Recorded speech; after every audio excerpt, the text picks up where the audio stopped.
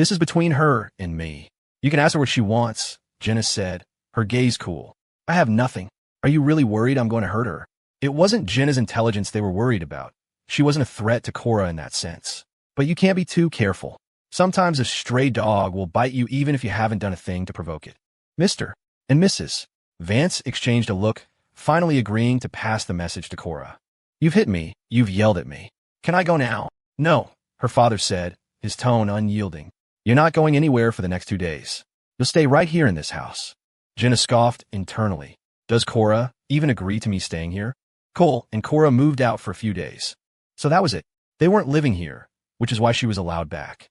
The constant comparison was a fresh wave of disappointment. It felt like a sharp stone was lodged in her throat, one she couldn't swallow or cough up.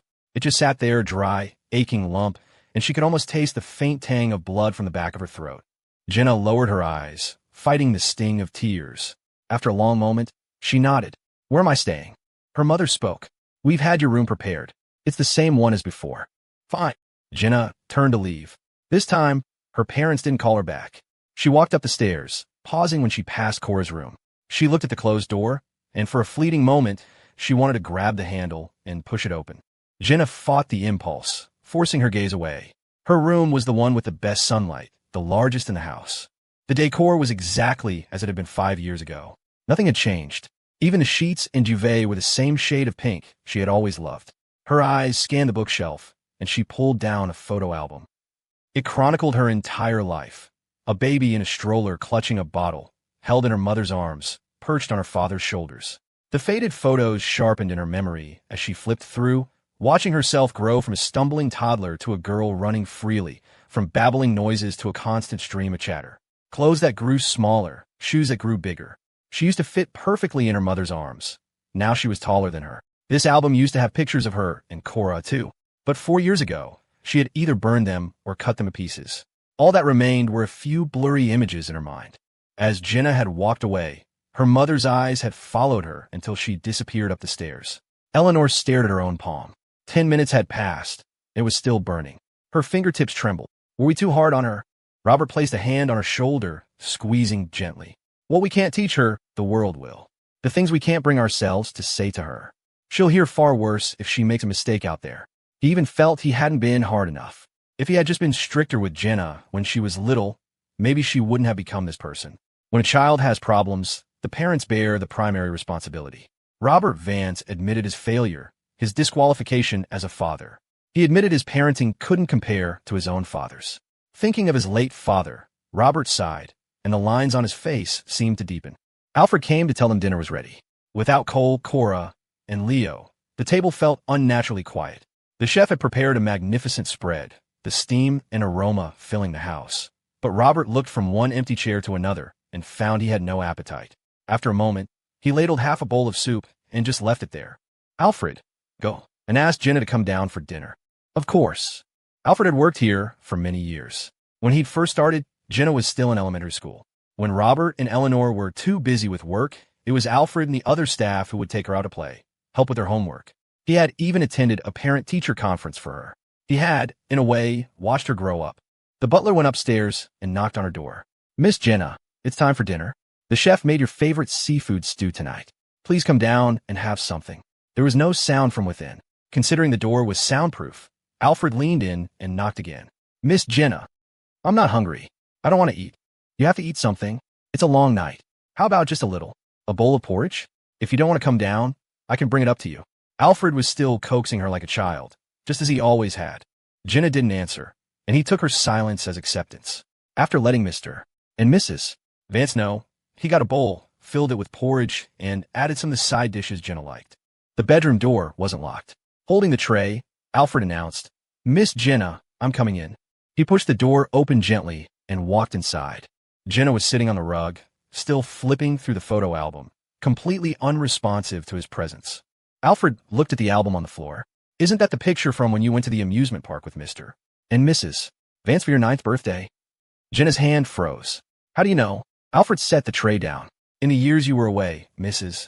Vance would often look through this album. She'd talk about you the whole time. Jenna always felt her parents were biased, that they didn't love her enough. But in truth, during her years abroad, they had constantly asked for news about her and made time to visit her every year. It was Jenna who had held a grudge, who rarely called, who never offered a word of concern. "Miss Jenna, they do care for you," he said. He wasn't one for pretty words, and some things couldn't be explained, only felt. In his view, Mr. Vance had done his absolute best to lift her up. Mrs. Vance and Mr. Vance aren't as healthy as they used to be. Mrs. Vance has trouble sleeping and has so much gray hair now. And Mr. Vance has all sorts of minor aches and pains. For the past few years, it had been Cole and his family who had shouldered the burden, looking after their emotional and physical well-being. Jenna closed the album and looked up. "So, you also think it's all my fault? That everything bad that's happened is because of me?" Alfred sighed and pointed to the album. "When you look at this, do you feel nostalgia or resentment? Do you see something beautiful or something ugly? The answer has always been in your heart. I'm not saying this to make you feel guilty. I'm saying it in the hope that you can love them. Love them the way they once loved you. Life is short, after all. You never know if tomorrow will come, or if an accident will come first." Jenna pressed her lips together, not responding. Alfred didn't know if his words had gotten through to her. He picked up the bowl of porridge and held it out to her. "The chef we have now is new. He's only been here a few years. He doesn't know what you like to eat. And he certainly doesn't know that you don't eat scallions or cilantro." The unspoken question hung in the air. Who, then, had reminded him to prepare an entire meal without those ingredients? The answer was obvious. Mr. Vance relayed his conversation with Jenna to Cora over the phone. "I'm planning to send her abroad, and she's agreed. But before she goes, she wants to talk to you." His tone shifted. "Of course, if you don't want to talk to her, that's fine too. We can talk," Cora said, her tone breezy and indifferent. "But I don't have time these next few days." Of course, she had time for a simple conversation. This was a transparent excuse to give Jenna a few more days with her parents. After they talked, she would be gone, and who knew how long it would be before she returned. Her father understood. "You're busy, I know. Any time is fine." "Good. I'll let her know when I've worked it into my schedule. Are you all settling in at Clearwater? How's Leo?" Mr. Vance was clearly missing his grandson. Cora heard it in his voice and immediately called Leo over. "Leo, come here. Talk to Grandpa and Grandma for a minute." "Coming." Leo's voice chirped from a distance, and he came running over, clambering onto Cora's lap. Cora switched to a video call and handed the phone to him. "Grandpa." Leo took the phone and sat on a nearby chair. Seeing the two of them happily engrossed in conversation, Cora stepped away to relay the news to Cole. Cole was still fiddling with the safe. When Cora mentioned Jenna, he looked up. She agreed to go abroad? What choice did she have? We warned her before she came back. She chose to ignore it, so she has to face the consequences. Cole was just surprised at how quickly and decisively her father had acted, resolving the issue in less than a day. Hearing that Jenna wanted to speak with Cora alone, he frowned with concern. "You don't think there'll be any trouble?" Cora patted his head, ruffling his hair like she was petting a dog. "Relax. She couldn't get the best of me before, and she certainly can't now. A person's IQ doesn't change that drastically in 5 years." She looked at the safe on the table. "I thought you locked it already." "I did," Cole replied. "Then what are you looking at?" "I'm trying to remember what passwords I might have set." The notebook next to him was filled with his guesses. An 8-digit password wasn't easy to crack. Cole had a habit of setting passwords related to the person involved. His own bank cards were usually tied to his birthday. The one he set up for Leo was based on Leo's birthday. If the contents of the safe were about him and Cora, it was likely a date that held special meaning. And there were so many of those. The day they got together, the first time they slept together, their wedding day, the day she got pregnant, the day Leo was born, Leo's 1-month celebration, their first anniversary, Leo's first birthday. Anyway, the safe allowed 3 attempts per day. He'd just try 3 times every day. Eventually, he'd get it. Wednesday was the charity gala. Cole had seen it on his schedule over the weekend and noticed, coincidentally, that Cora was also on the guest list. A gala meant they wouldn't be home to put Leo to bed, so that morning Cole had called their driver and arranged for Leo to be dropped off at his grandparents' house. When Mr. Vance heard his grandson was coming, he insisted on picking him up from school himself. On the night of the gala, Cora wore a floor-length gown of a heavy, wine-red fabric. The color made her skin look exceptionally fair, like a single red plum blossom in a field of snow. The form-fitting dress accentuated her figure and elegance, outlining a perfect silhouette. She stood there, poised and elegant, a captivating vision of multifaceted allure. Her waist-long hair was pinned up with a hairpin, a few loose strands framing her face. Cora slipped on her heels and twirled in front of Cole. "What do you think?" Cole's eyes roamed over her, from head to toe, finally landing on her ankles. Beautiful. Such a flat reaction. His reaction was flat because he was using every ounce of his willpower to suppress himself. If he didn't, they wouldn't be leaving the house tonight. Ever since they had crossed that final line, it was as if they couldn't get enough of each other. Every time Cole looked at Cora now, he was like Daisy spotting a bone. He'd wrap himself around her, hold her, kiss her again and again. There were still a few faint marks on Cora's body. She had covered them with concealer. You couldn't see them unless you were looking very closely. This wasn't Cole's first time at this kind of event. When he was Cora's assistant, he'd often accompanied her to major functions. Inside the banquet hall, lights swirled as the host gave a speech on stage, welcoming and thanking the guests. Cole could clearly feel that from the moment he and Cora appeared, they had become the center of attention. The noisy room had gradually quieted. As the crowd began to mingle, people started making their way toward Cora to chat. Cole took a glass of champagne and a glass of juice from a passing waiter's tray, handing the juice to Cora. Mr. Wallace was also at the gala. He had spotted Cole the moment he walked in and had been watching him intently, not missing a single move. Seeing the crowd around Cole thin out, he picked up his glass and moved against the flow of people, drawing a few curious glances until he was standing in front of Cole. Mr. Miller, long time no see. At the sound of his name, Cole turned. He was momentarily surprised to see Mr. Wallace. Wallace wasn't from Denver. He had come here solely for a partnership with Cole. Cole had assumed he'd have left after being rejected. It seemed, from his expression, that he hadn't given up. Cora glanced at him. And this is... Before Cole could speak, Mr. Wallace enthusiastically introduced himself. The moment Cora heard his last name was Wallace, she knew exactly who he was, the man who'd brought his mistress to a business meeting. So it's you. For some reason, Mr. Wallace felt a chill run down his spine from the way Cora was looking at him. He quickly took a sip of his drink for courage. Mr. Miller, about the partnership, I'm hoping we could talk again. Our group is truly sincere about working with you. I hope you'll give us a chance.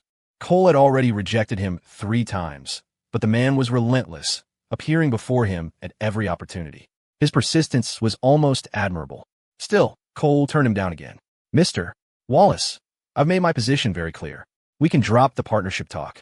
And besides, I'm not here to discuss business tonight. Mr. Miller, please don't be so quick to refuse. Just hear me out. Wallace leaned in closer. I know why you said no. Is it because of Wendy? He was partly right. That was one of the reasons. A man who would brazenly bring his mistress to an important meeting made you question his judgment and his sincerity. Seeing the flicker in Cole's expression, Wallace thought he'd guessed correctly. He lowered his voice to a conspiratorial whisper. I didn't know at the time that she had a history with you. Don't worry, I've already taken care of her for you these past few days. If I had known she was the mistress who married your dad, pushed out your mom, and then got your mom killed, I wouldn't have had anything to do with her, no matter what. What did you just say? Seeing the stunned look on Cole's face, Mr. Wallace thought he hadn't heard him clearly. He quickly scanned the room, his eyes landing on an empty corner. Mr. Miller, how about this? Let's find a quiet place where we won't be disturbed and have a proper chat. Some things aren't convenient to discuss in front of so many people, wouldn't you agree? Wallace's words were still echoing in Cole's mind. Wendy and Sean Sullivan. He'd already had a detective look into them and found out they were mother and son, but he never imagined he had a connection to the Sullivan family. Based on what Wallace just said, he and Sean were half-brothers. Had Sean known this from the beginning? Is that why, 5 years ago, he ordered that driver to kill him? Cole's mind was a tangled mess, unable to distinguish if Wallace was telling the truth or lying. He followed his instincts and started to move. Suddenly, Cora grabbed his hand. Where are you going? Cole snapped back to the present and looked at her. I'm just going to talk with Mr. Wallace over there. I'll be right back. Didn't he already refuse him? Why talk now? Cora didn't understand, but she didn't stop him. She slowly let go, her eyes fixed on the glass in his hand. Don't drink too much. Yeah, I know. Facing Cora, Mr.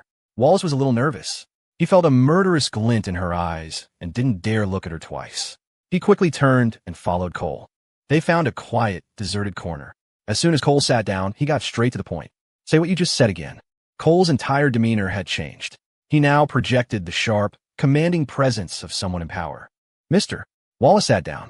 About Wendy. I only found out a couple of days ago. I've been looking for a chance to apologize to you in person. Where did you hear this? From Wendy herself. More accurately, he had beaten out of her.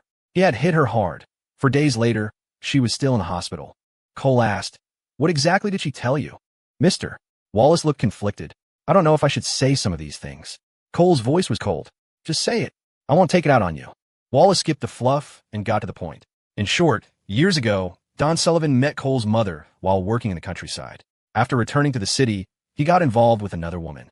When Cole was 3, Sean was born, and Cole's mother died. It was ruled an accident, but Cole's mother had lived in the country for over 20 years without issue.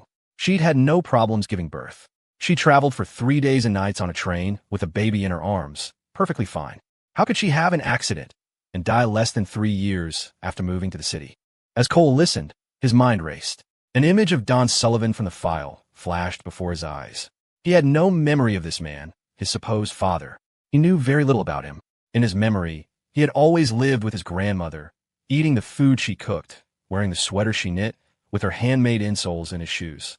Cole sat up straight, his face a mask of calm, but his downcast eyes were like daggers.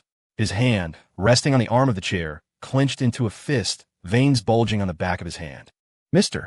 Wallace had been drinking, and the alcohol made him oblivious to Cole's reaction. He grew more animated as he spoke, his voice filled with righteous indignation, as if he were the hero of the story. 20-some years ago, Wendy had indirectly caused the death of Cole's mother to get ahead. 20-some years later, her son almost had Cole run down to steal his fiancée. 4 years ago, the Sullivan family went bankrupt. Don and Sean Sullivan were both imprisoned. One died in prison, and the other had just been released. To say Cole had nothing to do with any of this was something Wallace didn't believe for a second. And he'd also learned from Wendy that Cole's grandmother's death was linked to Sean as well. New grudges piled on old ones, 2 lives lost. No wonder Cole had suddenly changed his mind and canceled the partnership. He must have thought Wallace was in league with the Sullivans. This was a disaster he hadn't seen coming. To make money, to get in with Cole, he had to clear up this misunderstanding no matter what. Mr. Miller, I swear I had no idea about the history between you all.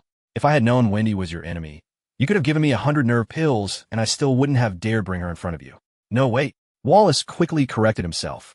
If I'd known all this, I would never have gotten involved with Wendy in the first place. A woman like Wendy is a black-hearted viper. She deserves to die. The Sullivans got what was coming to them. A whole family of snakes in the grass. Rotten to the core, the whole damn lot of them. Wallace spat, stringing insults together one after another. But no matter how vile his curses, Cole's expression remained unchanged. After a long pause, Cole finally asked, "How is she?" Wallace blinked. "What? You said you already took care of her for me." "All right." Wallace licked his dry lips. "She's in the hospital. Can't even get out of bed.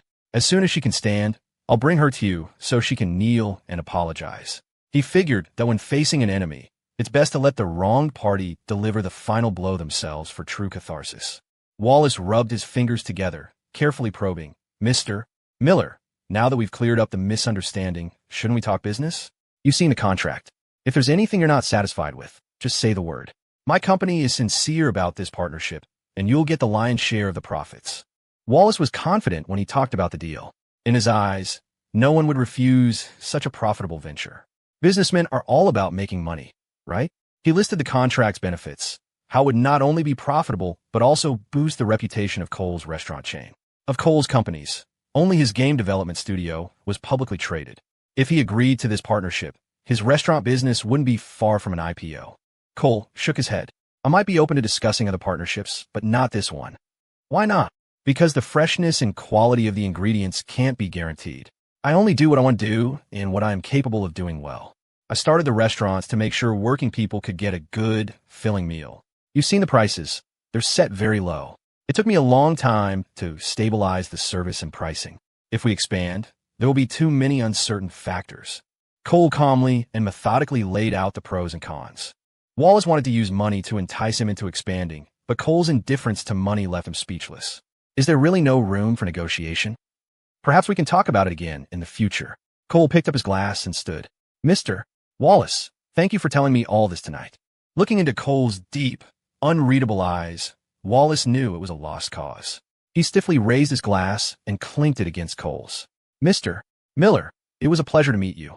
If another opportunity comes up, please don't forget me." "Don't worry, I won't forget you." He wasn't so petty as to target Wallace over Wendy. It was always better to have another friend than another enemy, especially since Wallace had nothing to do with any of it. Although Cole acted calm on the surface, as if nothing had happened, Cora noticed something was wrong the moment he returned. "What did Mr. Wallace say to you?" Cora studied his face. "You don't look well." There was still a little wine left in his glass. Cole downed it in one gulp. "Honey," he said, The alcohol had made his voice exceptionally low and raspy. Cora pulled him down to sit beside her. Why are your hands so cold? Can I hold you? Cora had once told him that when he was sad, he could hold her, and a hug would make it better. The setting wasn't exactly appropriate, but his heart ached, a sharp, piercing pain that made every breath a convulsion. Cora didn't ask why. Without hesitation, she stood up in front of him and wrapped her arms around him. Cole froze for a second, then slowly raised his hands to her waist, feeling her warmth, breathing in her scent. The turmoil inside him gradually began to settle. From her higher vantage point, Cora looked down at the top of his head and gently stroked his hair, but she felt that a simple hug and a pat weren't enough. Noticing that no one was looking their way, she quickly bent down, cupped Cole's face in her hands, and kissed him. The fog in Cole's eyes cleared with her kiss. Cora asked, better? Cole wanted to say yes, but his body betrayed him as he shook his head. Cora leaned in again, this time kissing his lips. It wasn't a fleeting touch. She licked his lips with her tongue, as if savoring a fine wine. Stealing a kiss in such a public place was a different kind of thrill, the feeling that at any moment someone might look over. Cora asked again, why are you upset? Cole opened his mouth, but he didn't know what to say. Cora sat down and hugged him, burying her face in his chest and speaking in a soft, coaxing tone. It's okay. Your wife is here. I'll always be with you. Whenever you want to talk, I'm ready to listen. Cora liked depending on Cole, but she also liked it when Cole depended on her. Let's go home. Leave now. Cole glanced around at the crowded room. The main program is over. We can leave if we want to. People didn't come to these things for fun. Some came to network, some to exchange ideas, and others just to show off. For Cora, being here was simply a courtesy to the host, a formality. She could leave whenever she wanted. Cora grabbed Cole's hand and pulled him up from the sofa. Let's go. We're going home.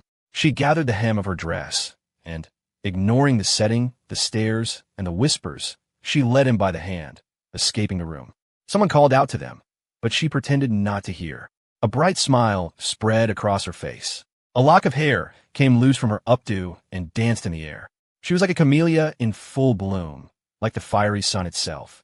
Once you looked at her, it was hard to look away. Running in high heels left Cora breathless. She leaned against Cole, and once her breathing steadied, she looked back. I forgot to call the driver. Cole supported her with one arm and took out his phone with the other. I'll call him. The driver arrived quickly. They got in the car, and neither of them spoke for the entire ride.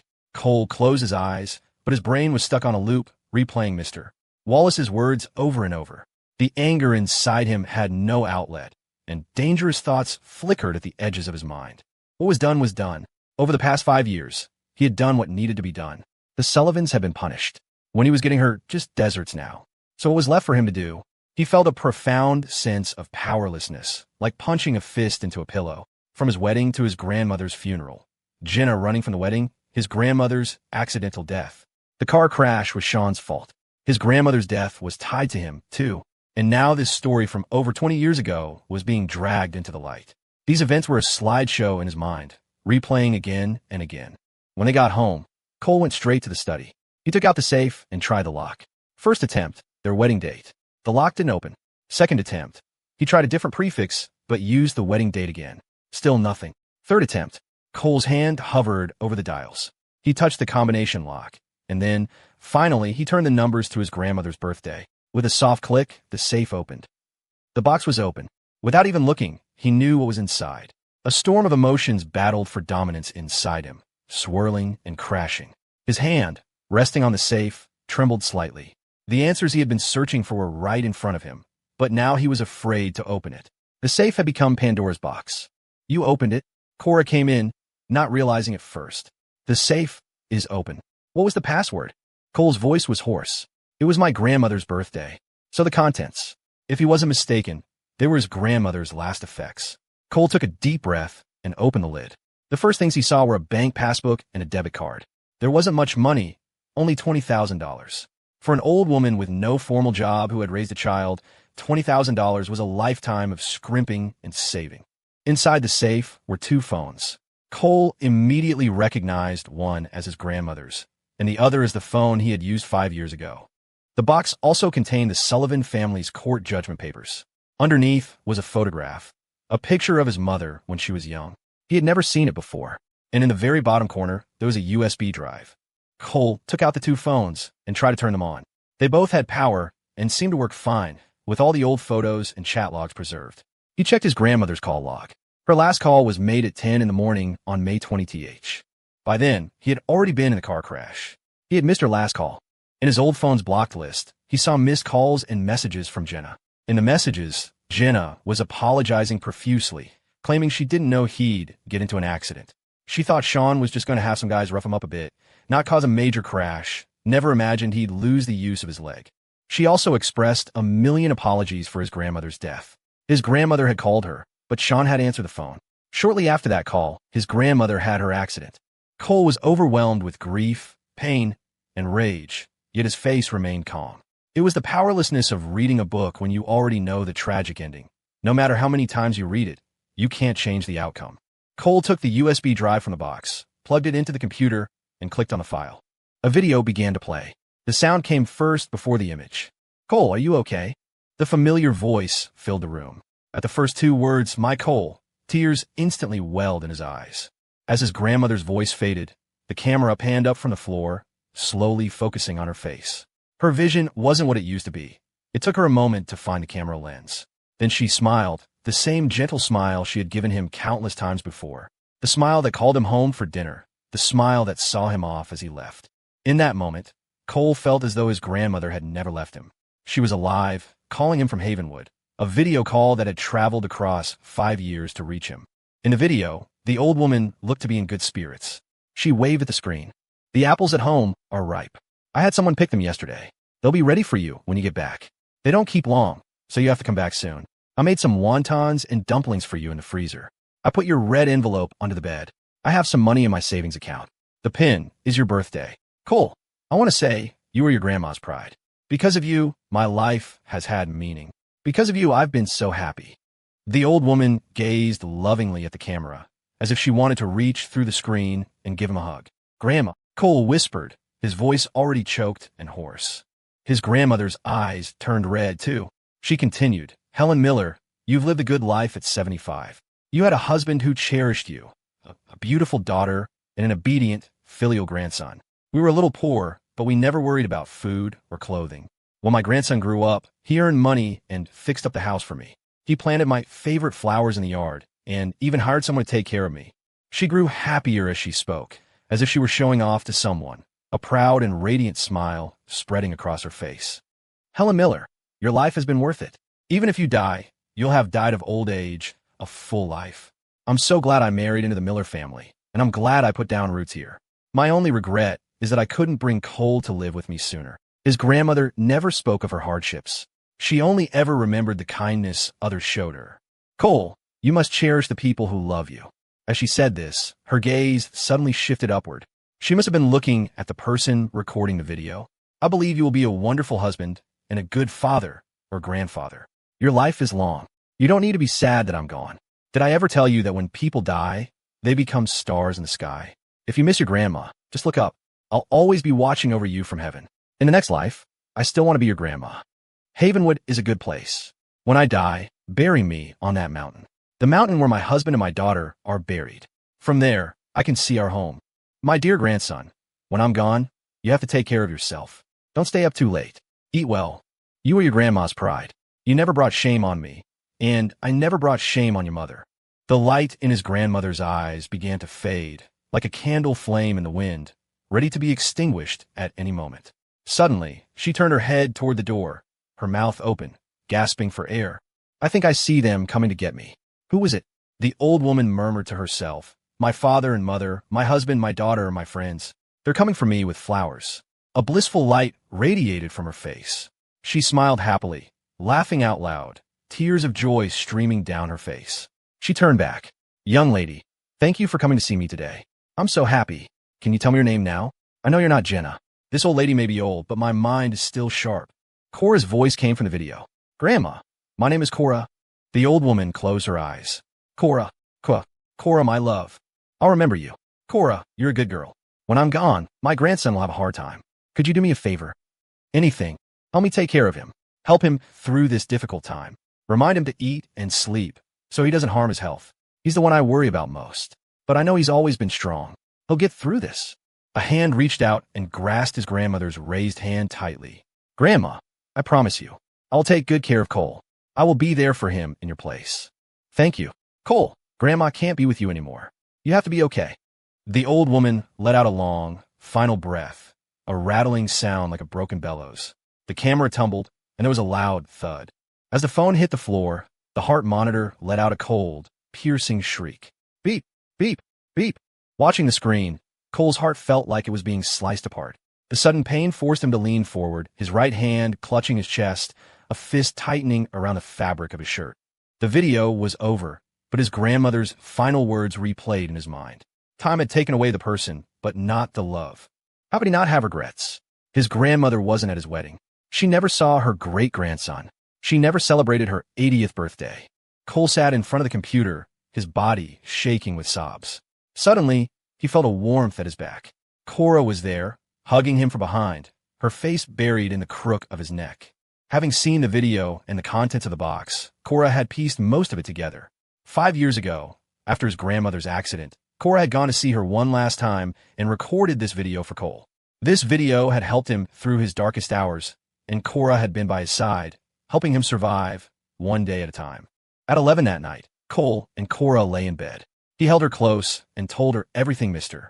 Wallace had said at the gala.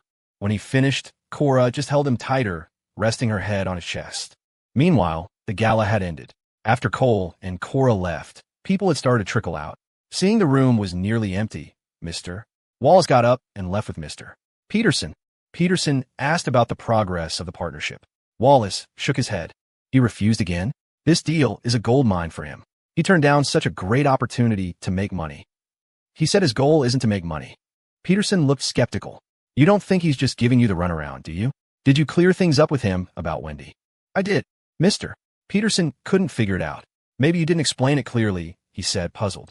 If you told him everything, why wouldn't Cole partner with us? I bet he's still holding a grudge against you. That Wendy is real trouble. I told you before to stop messing around, but you didn't listen. Now look, you stepped right in it. Wendy wasn't as young or beautiful as the girls he usually went for, but she knew how to make a man happy. That was the only reason Mr. Wallace had kept her around. Peterson spent the entire ride back berating Wallace, criticizing his poor judgment, letting a woman wrap him around her finger. What did you even see in her? That she's old? That she's had a kid? That her skin is starting to sag? Or was it that she's a murderer? Wallace's face was livid. Shut up, Peterson muttered. If it wasn't for you and Wendy, this deal probably would have gone through. Wallace closed his eyes, deep in thought, replaying Cole's every move that night. Something felt off. He grunted. I don't know if it's just me, but when I mentioned Wendy and the Sullivans tonight, Cole's reaction, it was like he didn't know any of it. Peterson scoffed. How could he not know? He's the one who bankrupted the Sullivans. He personally sent his own father to prison. And then there's Sean and Wendy. One goes to jail, the other runs off to be a mistress. Wendy's got some luck, though, still landing a rich guy at her age. At the mention of a rich guy, Peterson shot Wallace a sideways, icy glance. Wallace felt a surge of frustration. What are you looking at me for? If I had known any of this, you think I would have kept her? I've already kicked her out. I'll make sure she can't find work anywhere. If when he had it easy, he wouldn't. Pissing off Cole meant pissing off the entire Vance Corporation. He had no desire to become the next Don Sullivan. Thinking of Wendy filled Wallace with rage. Combined with the alcohol, his temper flared. He ordered his men to pull Wendy out of the hospital and beat her again. Wendy lay on the floor, her clothes torn, her body covered in bruises. Her nose was broken, blood streaming down her face. Only after Wallace left could she finally catch her breath. She wiped the blood from her nose and, fighting through the pain, searched for her phone. A few days ago, Wallace had beaten her unconscious, and she'd ended up in the hospital. Her phone had been left behind. She was trapped there, terrified he would kill her. She wanted to escape, but she had no phone, no credit cards. When he found her phone in her purse, she had taken a beating, but at least now she could call her son for help. The phone's battery had died. She found the charger, plugged it in, and turned it on. The screen lit up with a flood of missed calls and messages. They were all for Sean. When he called him back, he picked up immediately. Sean's impatient voice came through the phone. Mom, why are you just calling me back now? Where have you been? Your phone was off. I was so worried. Wendy gritted her teeth against the pain. Did you need something? Of course I did. It's urgent. Sean sounded frantic. Mom, I need you to send me some money. I'm broke. I got hurt and I need to buy medicine. And you need to hire me a maid to take care of me, cook, and clean. She'd only had external bruises before, but now Hearing his words, she felt a stabbing pain in her internal organs. You're home all day. How could you get hurt? I don't have any money for you right now. Sean laughed. How can you not have money? That purse you were carrying last time, and all that jewelry, that's got to be tens of thousands. At the very least, just ask Wallace for some. You're dating now. It's normal for him to spend money on you. A lump formed in Wendy's throat. She took a deep breath. You've been calling me for days. Weren't you even a little concerned about me? I am concerned. Now that you called back, I know you're fine. Wendy laid it all out. Wallace and I are over. What happened? Sean panicked. What did you do to piss him off? Wallace found out about our history with Cole. Because of me, Cole canceled their partnership. Wallace took his anger out on me. The reason you couldn't reach me is because I've been in the hospital. My phone was at the hotel. The more Wendy thought about it, the more wrong she felt, and she started to cry. I really don't know what to do now.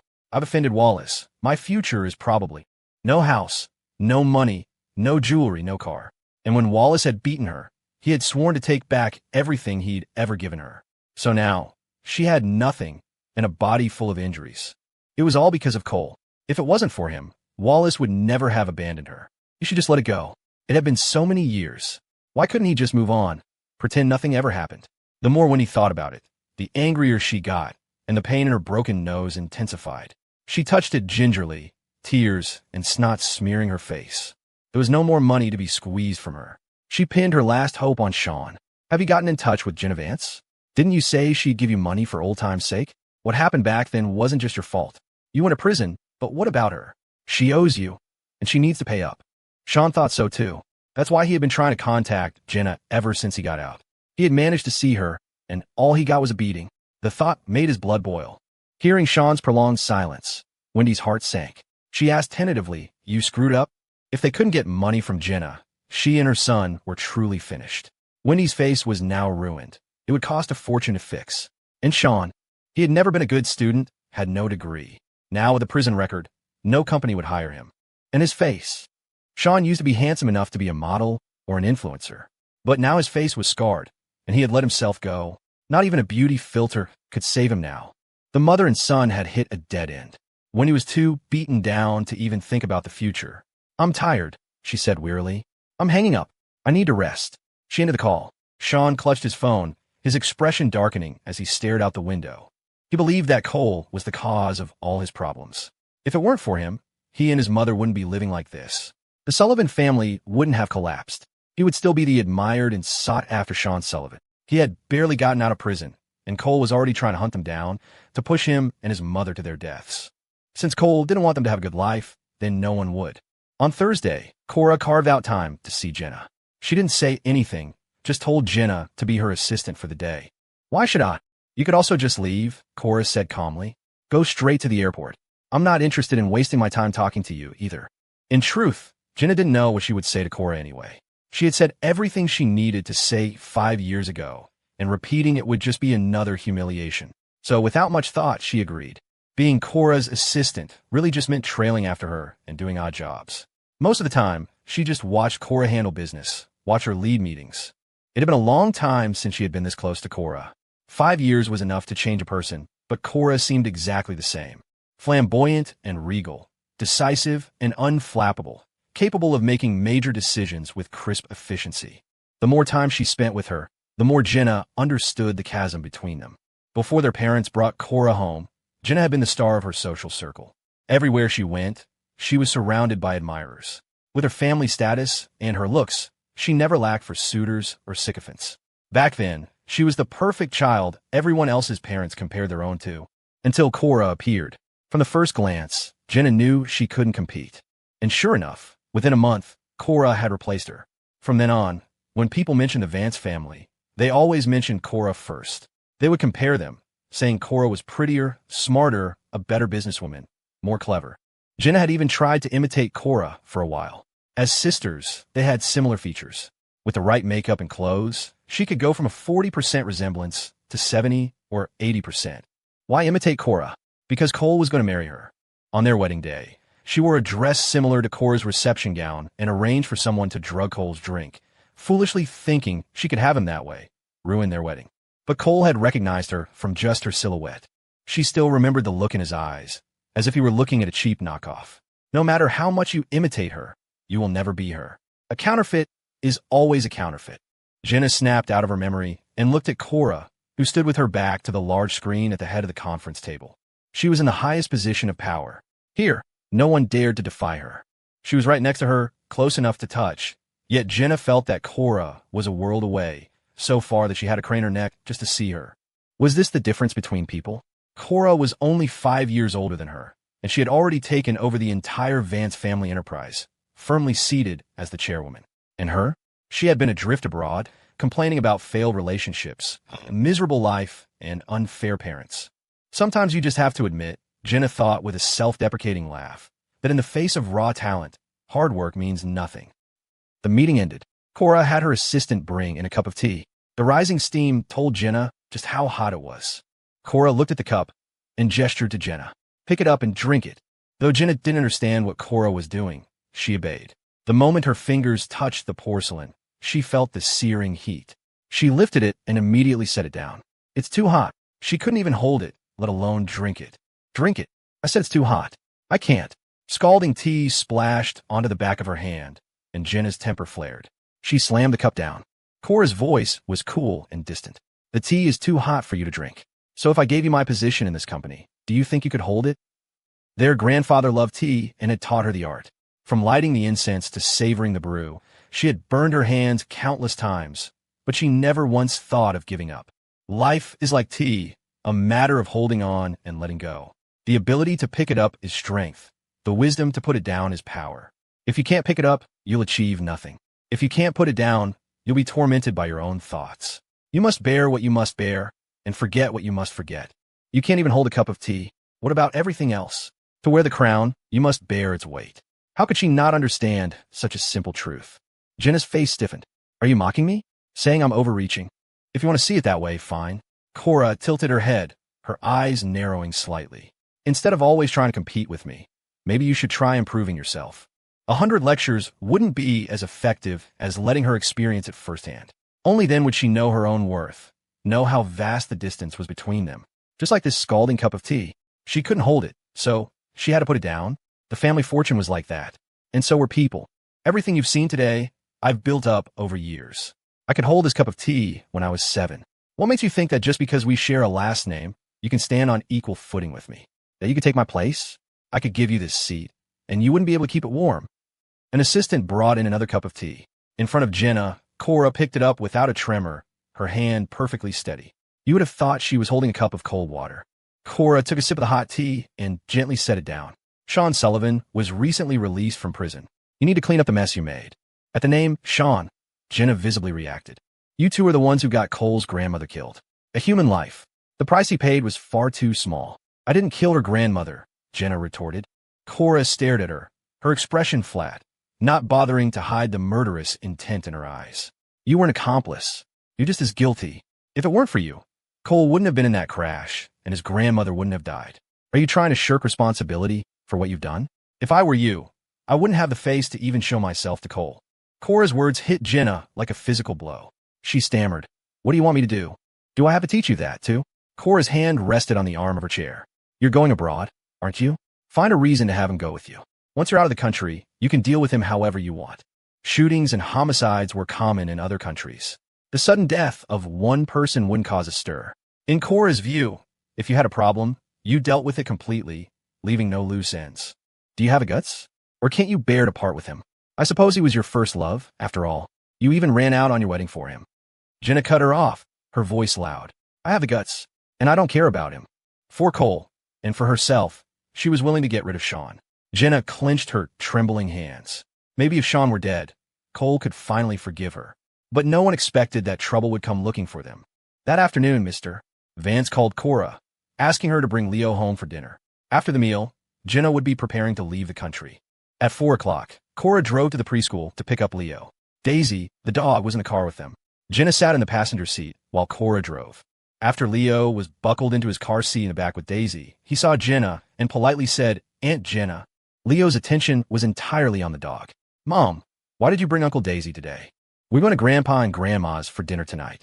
Grandpa, Mrs. Daisy. Oh, I see. Daisy had been sitting quietly next to Leo, but her ears were pricked, alert. Leo stroked Daisy's ears. He still had some bread left over from his snack, and was about to give it to her. Just as he pulled it out, Daisy barked twice. "You can have it in a second. Don't be impatient," Leo said, quickening his movements. Daisy barked louder, her eyes fixed desperately in one direction. Daisy rarely barked. Her sudden outburst immediately put Cora on high alert. She quickly scanned her surroundings and saw a van in the distance, speeding toward them. They were near a school, with children still on the sidewalks, but the van wasn't slowing down. It was accelerating. Jenna was looking at her phone. She only heard Cora shout, "Look out," before a deafening crash threw them forward. Cora had reacted instantly, gripping the steering wheel and turning the car to take the impact with the front, shielding Leo in the back. The front of the car was crumpled, but thankfully the airbag deployed in time. Cora had only a few minor cuts from the shattered windshield. But Jenna in the passenger seat was not so lucky. The van had smashed the passenger door inward. Jenna's mind went blank, the massive impact ringing in her ears. Dizziness and tinnitus were followed by a delayed, searing pain, especially in her leg. Her vision swam between black and white. After a moment, it cleared enough for her to see the blood soaking through her stockings. Her right leg was trapped by the crushed door, bent at an unnatural angle. Familiar pain, a familiar wound. It was as if she were thrown back 7 or 8 years, to a time when her leg had bled just like this. Jenna gritted her teeth, trying to pull her leg free. She struggled, but it was no use. A wave of despair washed over her. My leg! My leg! Her leg had been injured before. She had spent a long time in a wheelchair. She knew the agony of not being able to stand or walk. The fear that her leg was ruined again was overwhelming. Leo was pale with fright. After a moment, he burst into tears. In the instant of the crash, Daisy had shielded him with her body. The big dog was now lying over Leo, licking his face as if to comfort him. Cora got out of the car and immediately pulled Leo out. Then she went to check on Jenna's injuries, calling for help as she dialed 911. By the time the paramedics got Jenna out, she had passed out from the pain. Her lower body was covered in blood. The worst injury was to her right leg, right at the knee. Cora remembered the doctor's warning from years ago. He had told them that even after healing, Jenna's leg would be fragile. She had to be careful not to injure it again. If she hurt the same spot, it would be extremely difficult to heal. Cora was bleeding too, but they were just superficial cuts. Leo was unharmed. Daisy had some minor bleeding. Cora looked at the van. It was heavily damaged. The man inside was covered in blood and unconscious. At first, Cora didn't recognize him. Not until the paramedics pulled him out. Sean Sullivan. 5 years ago, he had sent someone to run down Cole. 5 years later, he had done himself. Only this time, his luck had run out.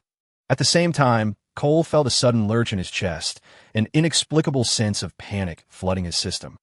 He took out his phone and looked at his messages. Cora had texted him half an hour ago. "Honey, I'm picking up Leo from school. Mom and Dad called and want us to come for dinner. Just head over there after work." By now, Cora should have already picked up Leo. Cole was about to call her when his phone rang. It was her. He answered. "Cora, honey, I'm at the hospital." Her voice was trembling. "What happened?" Cole stood up, grabbing his car keys and heading for the door. "What happened?" he asked again as he walked. "There was a car accident." "Which hospital?" Cora gave him the address and quickly tried to reassure him. "Don't worry, Leo and I are okay. I'll explain everything when you get here." It was a deep-seated trauma. The moment Cole heard the words car accident, he tensed, his mind racing with fear for Cora, terrified she was hurt. At the hospital, Mr. and Mrs. Vance had also arrived. They clung to each other, one's legs threatening to give out, the other's face pale as a sheet. As they got off the elevator, they saw Cora holding Leo, trying to soothe him. "Cora, are you okay?" "We're fine." Leo was clearly terrified. He had been crying for a long time, his face red and puffy. Now, he was just silently clinging to his mother. Cora had called them and briefly explained what had happened. Sean Sullivan had crashed into them with a van. Thankfully, their car was reinforced, so the impact wasn't as bad as it could have been, but the passenger door had caved in, crushing Jenna's leg. Right now, the prognosis for Jenna's leg was not good. The right leg was severely injured. A new injury on top of the old one would be even harder to treat than it was 5 years ago. 5 years ago, Cole had been there to oversee her recovery. Now, she would never find someone as patient and meticulous as him again. The outcome was in God's hands. If she was lucky, she might walk again. If not, she could face amputation. Hearing that her daughter might lose her leg, Eleanor swayed, and tears streamed down her face. Robert helped her to a chair and then went to check Cora's injuries. "Shouldn't you get checked out?"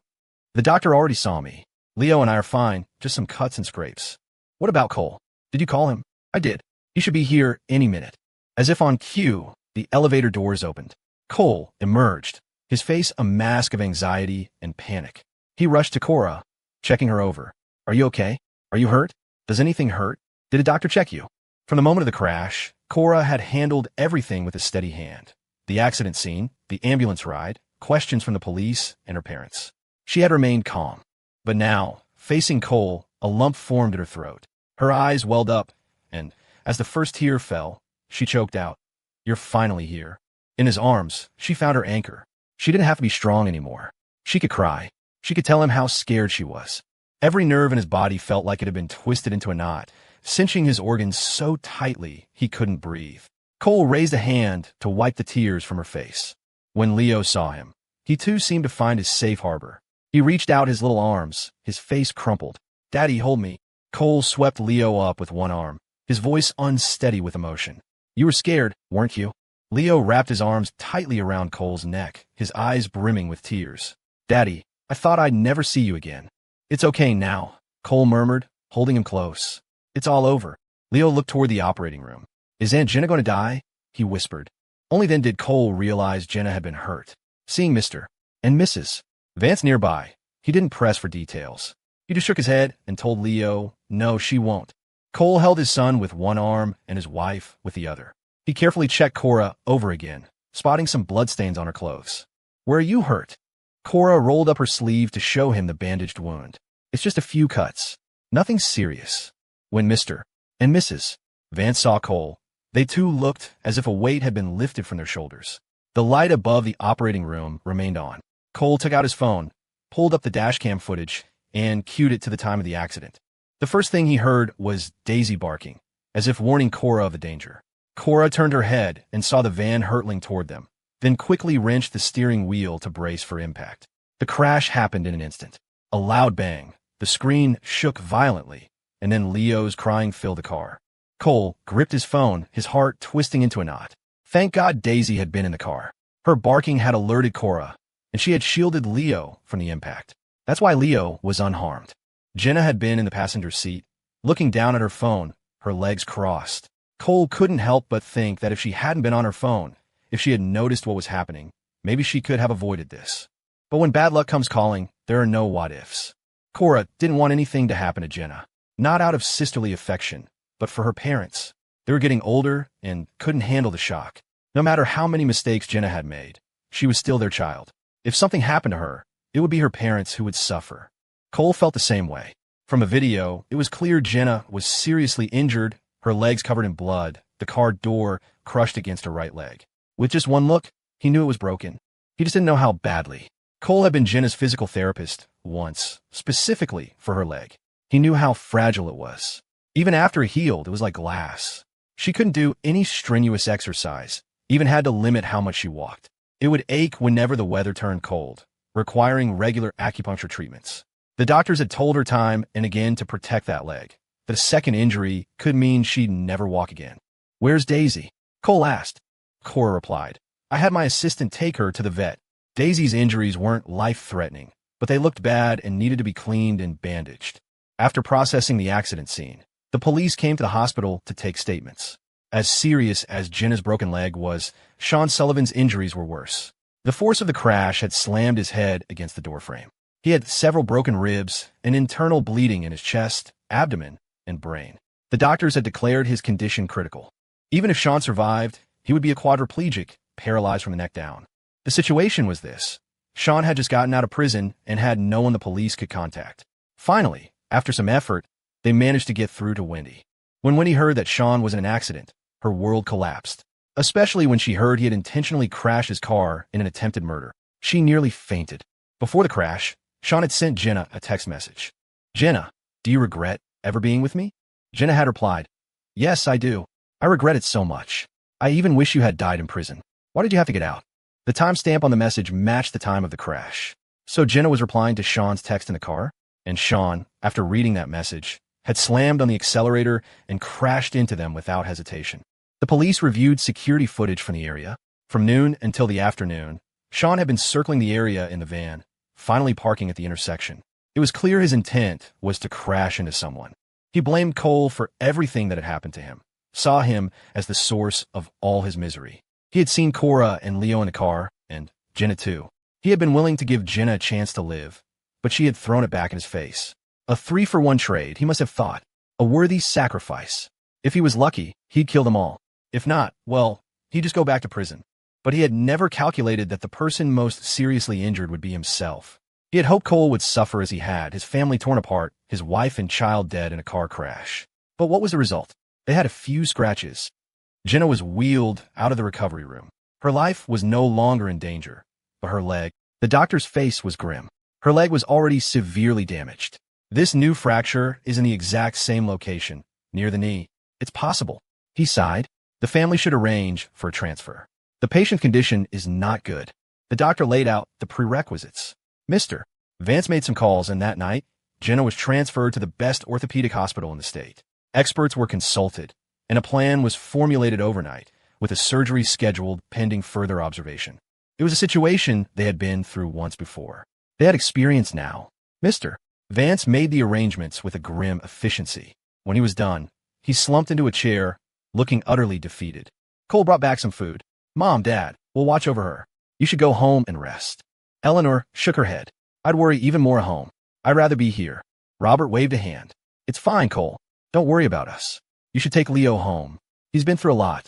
I'll call the school and tell them he'll be out for a few days. Okay.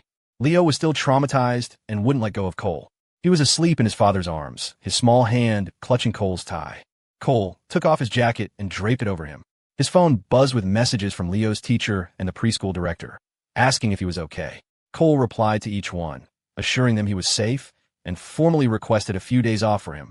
Jenna awoke to pain, and the first thing she did was try to feel her legs. They were so numb with agony that she couldn't feel them at all. She couldn't lift them, couldn't even wiggle her toes. The air was thick with a biting smell of disinfectant. Ever since she broke her leg 5 years ago, she had developed a deep-seated fear of hospitals. Once bitten, twice shy. No one wants to go through the same injury twice, especially not a broken bone in the exact same spot. An intense, suffocating fear gripped her. She wanted to scream, to cry, to lash out, but her body wouldn't move. She opened her mouth to call for help, but all that came out were silent tears. Despair washed over her like a rising tide, pulling her down into a dark, bottomless ocean. It was supposed to be early summer, but she felt as if she were buried in a snowdrift in the dead of winter. The cold made her mind foggy, unable to distinguish between dream and reality. Footsteps approached the door. As they grew closer, she saw her mother. Mom. Her voice was a raw whisper. What's wrong with my leg? Eleanor's eyes reddened. She turned away to wipe them. We've decided to transfer you.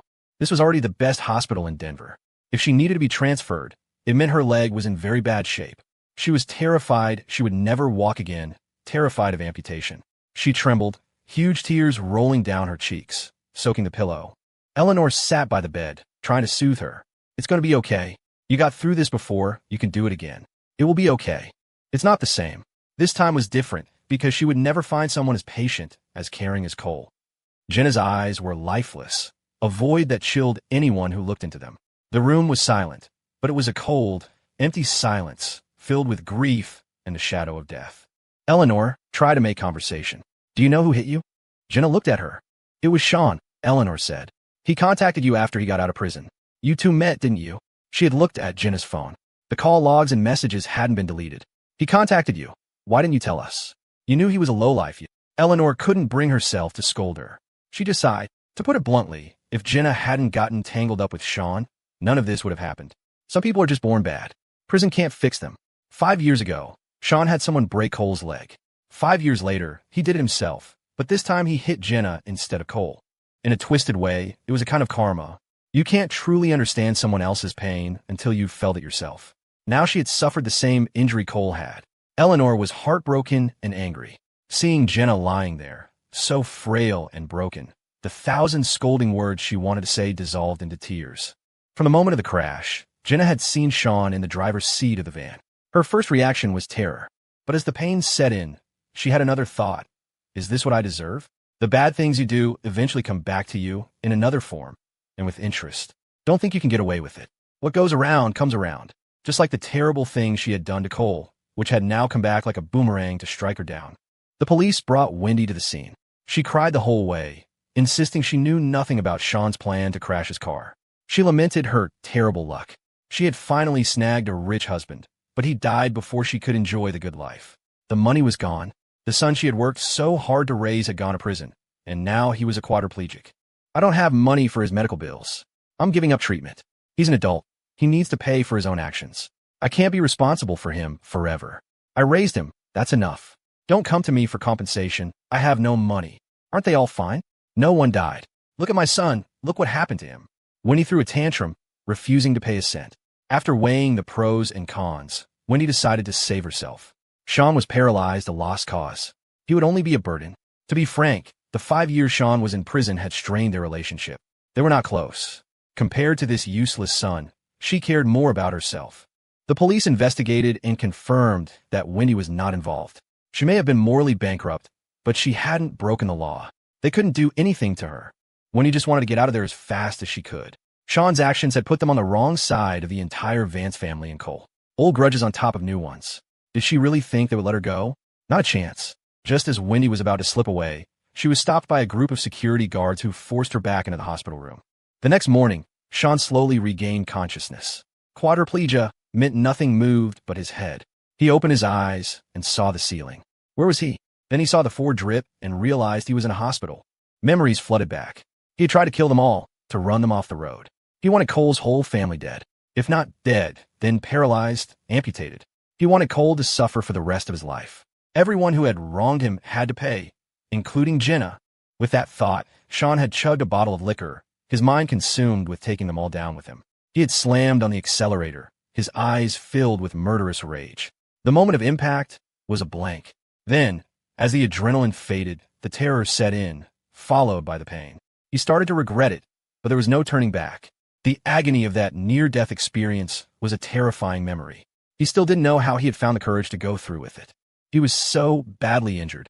Surely Cole's wife and son were just as bad, if not worse. Sean tried to move his feet, his legs, but nothing responded. He couldn't feel his own limbs.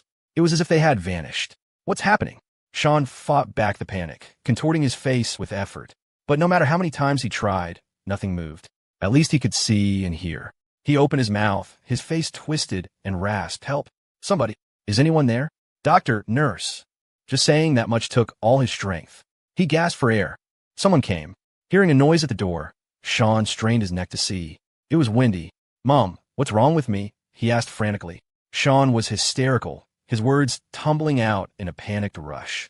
"Mom, what's wrong with my body? Why can't I move?"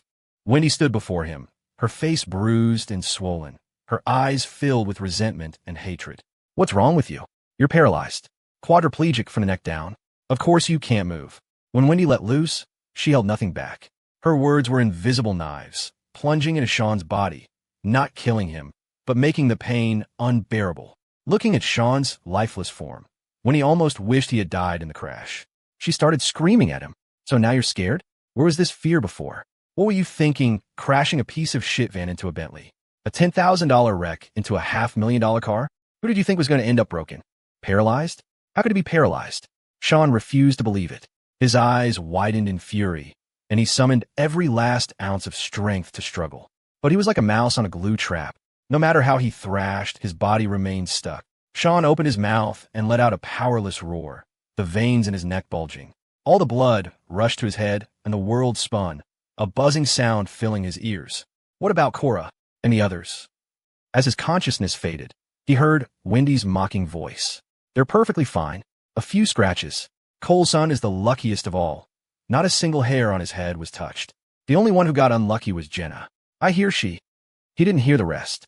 Sean passed out, overcome by the sheer absurdity and failure of his plan. He never imagined his elaborate revenge would end like this. His worst-case scenario had been mutual destruction. Instead, he was left to rot in a bed, while Cole's wife and child were perfectly fine. The stark contrast filled him with a rage so potent it was a miracle he didn't cough up blood. Not long after Sean fainted, doctors and nurses rushed in, giving him injections and sternly lecturing Wendy on his fragile condition. His emotions were too volatile. Another outburst could kill him. How ironic, she thought. She was hoping for another outburst. But when the doctor told her to go pay the medical bills, she went. Jenna was being prepared for transfer. Mr. and Mrs. Vance would be going with her. Before she left, she asked to see Cole. Cole agreed. One was lying down, the other standing. They looked at each other calmly, without hatred, without resentment, without any of the old tension. I never used to believe in karma, Jenna began. Now I do. When you do wrong, when you trample on someone's heart, someone else will eventually come along and make you pay it all back with interest. Don't speak evil. Don't act without morals. Don't lose your character. What goes around comes around. God doesn't let anyone off the hook. It's all my fault. If it wasn't for me, your grandmother wouldn't have died.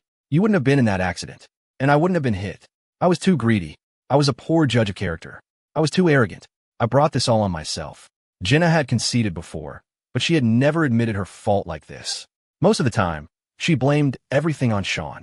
Cole, seeing me like this, does it make you feel better? Jenna's face was pale and gaunt, her lips a faint bluish color. The light above her made her look like a fragile porcelain doll, one that would shatter at the slightest touch. Did she think this would make him soften, forgive her? Impossible. He couldn't even pretend to be magnanimous. Cole didn't hesitate. You're right. It is all because of you. Jenna's expression froze. You're selfish and immature, Cole continued. You casually trampled on someone's heart, and now you're paying the price for your actions. I won't soften and forgive you just because you're hurt. And I will never choose to forget, because forgetting is shameful. Meeting Jenna's wounded gaze, Cole asked, do you think I'm petty? Holding on to the past, after all this time? Jenna bit her lower lip. A faint, pleasant smile touched Cole's lips, but his words were like a knife, slowly slitting her throat. You wouldn't be able to let it go either if it were you, because you weren't the one who was hurt. You're apologizing now, trying to win me back, only because you see that my life is better than yours, that I've climbed higher than you. You're just bitter and resentful. Cole added calmly, I've learned something over the years. Everyone who disrespects you is making a bet. They're betting you have no future. They're betting you'll fail. They're betting you'll endure it, that you'll forget, that you're soft-hearted and will forgive. They're betting that even if you remember, you won't have the power to fight back. If I had given up back then, if I had become a broken man, would you be here today, crying and begging for my forgiveness? You wouldn't, Cole said with certainty. The pain you caused me was never accidental. You just saw me as an easy target. You threw cold water on my efforts and exploited my kindness as weakness. Sometimes, a person lives on a single breath of will. You have to keep a clear ledger. He had to remember the hatred, use it to climb, and turn the pain into stepping stones on his path to success. Jenna's lips trembled. She opened her mouth, then closed it again. The light in her eyes was like extinguished embers, a dull gray. She wanted to say, that's not true, but besides those 3 words, she had nothing else. After a moment, a tired, bitter smile formed on her lips, and tears spilled from the corners of her eyes. I'm sorry, Jenna whispered. I know you're tired of hearing those words. But besides that, I don't know what else to say. You don't have to forgive me. You can ignore me. But I still want to say I'm sorry. Cole took a step back and turned his hand on the doorknob. If it makes you feel better, then I have nothing more to say. Jenna stared at his back. I want to say a few last words to Cora. Can you ask her to come in? The sound of the closing door was his only reply. The room was quiet, and she could hear the faint sounds of people talking and walking in the hallway. With Cole gone, she felt hollow. Jenna stared at the yellowing leaves outside the window, at a sparrow that fluttered past her bed. Cora entered without a sound and sat in the chair by the bed. Like her, Jenna was naturally fair-skinned. After the injury, she looked like a piece of tissue paper soaked in water, transparently white. The pale, blue veins on the back of her hand were clearly visible. Jenna's reaction was slow, like a glitching machine. She slowly turned her head. Sis, I'm sorry. Cora's expression faltered. She clearly hadn't expected to hear those words. It had been a long time since Jenna had called her sis with any sincerity. After what happened 5 years ago, she had apologized to many people, but never to Cora, because deep down, she had never felt she had done anything to be sorry for. I'm sorry for my jealousy, my resentment, my pettiness, my hypocrisy, Jenna began, her voice a monotone recitation. I shouldn't have made malicious assumptions about you. I shouldn't have tried to steal Cole just to feel like I'd beaten you at something. I shouldn't have been so stubborn, knowing I was wrong but refusing to change. I shouldn't have tried to destroy your marriage. People, she thought, if you can't see your own faults, then everyone else is always to blame. Cora, I was so jealous of you. Because you're prettier than me, you have a better body, you're smarter. Everywhere we went, people praised you. Every time they did, I'd think, why couldn't the Vance family just have one daughter? Why couldn't you just disappear? Why could you take everything I wanted? No, that's not right. You never tried to take anything. You just effortlessly got everything I ever wanted. and that made me even more jealous. I saw how much you cared about Cole before you even did. So I used every trick I had to get him for myself. While I was with him, I didn't really love him. I just wanted to prove I could win just once, but I don't know when it happened. I started to care about him more and more. But Cole's background wasn't good enough for me. He had nothing. People looked down on me. They laughed at me for dating him. I couldn't let him go, but I was also ashamed of him. In the end, I decided to run from the wedding. I thought if I can't have him, I'll destroy him. He was like one of my childhood toys. I'd rather throw it away than let you have it. I never thought that after everything, you two would still end up together. I always thought I was the type who gets bored easily, who always wants the next new thing. But with Cole, I became nostalgic. Why is it that people only learn to cherish something after they've lost it? Because we always think something better is coming, never realizing that what's right in front of us is the best we'll ever have. Jenna looked down at her injured leg. There's no happy ending for people who betray a true heart. I'm living proof. If she hadn't gotten tangled up with Sean again, none of this would have happened. Cora hadn't said a word. She picked up an apple and began to peel it, the skin falling away in one long, unbroken spiral. She placed the peeled apple on a plate and stood up to leave. Don't you have anything to say to me? Jenna called out, her voice sharp. Cora paused. There's a line in Norwegian wood. It says, if awakening and apologies come too late, then let parting teach us to cherish and repent. You already know you were wrong. So what is there for me to say? That you're not sorry because you've seen the light, but because you know you can't get back on your feet and you've lost the fight. Jenna was speechless. This time when I leave, I won't be back. I won't bother you and Cole again. I wish you happiness. And one last thing. I'm sorry. I shouldn't have drugged Cole at your wedding. But because of that night, I found out just how much he loves you. The way he was with you. It was completely different from how he ever was with me. Cora spun around, her eyes flashing with a dangerous light. Jenna drugged Cole. For a moment, Cora's hands itched. She wanted nothing more than to slap her sister across the face again and again. She fought the primal urge down, her knuckles white. Cora's voice was a low, menacing hiss.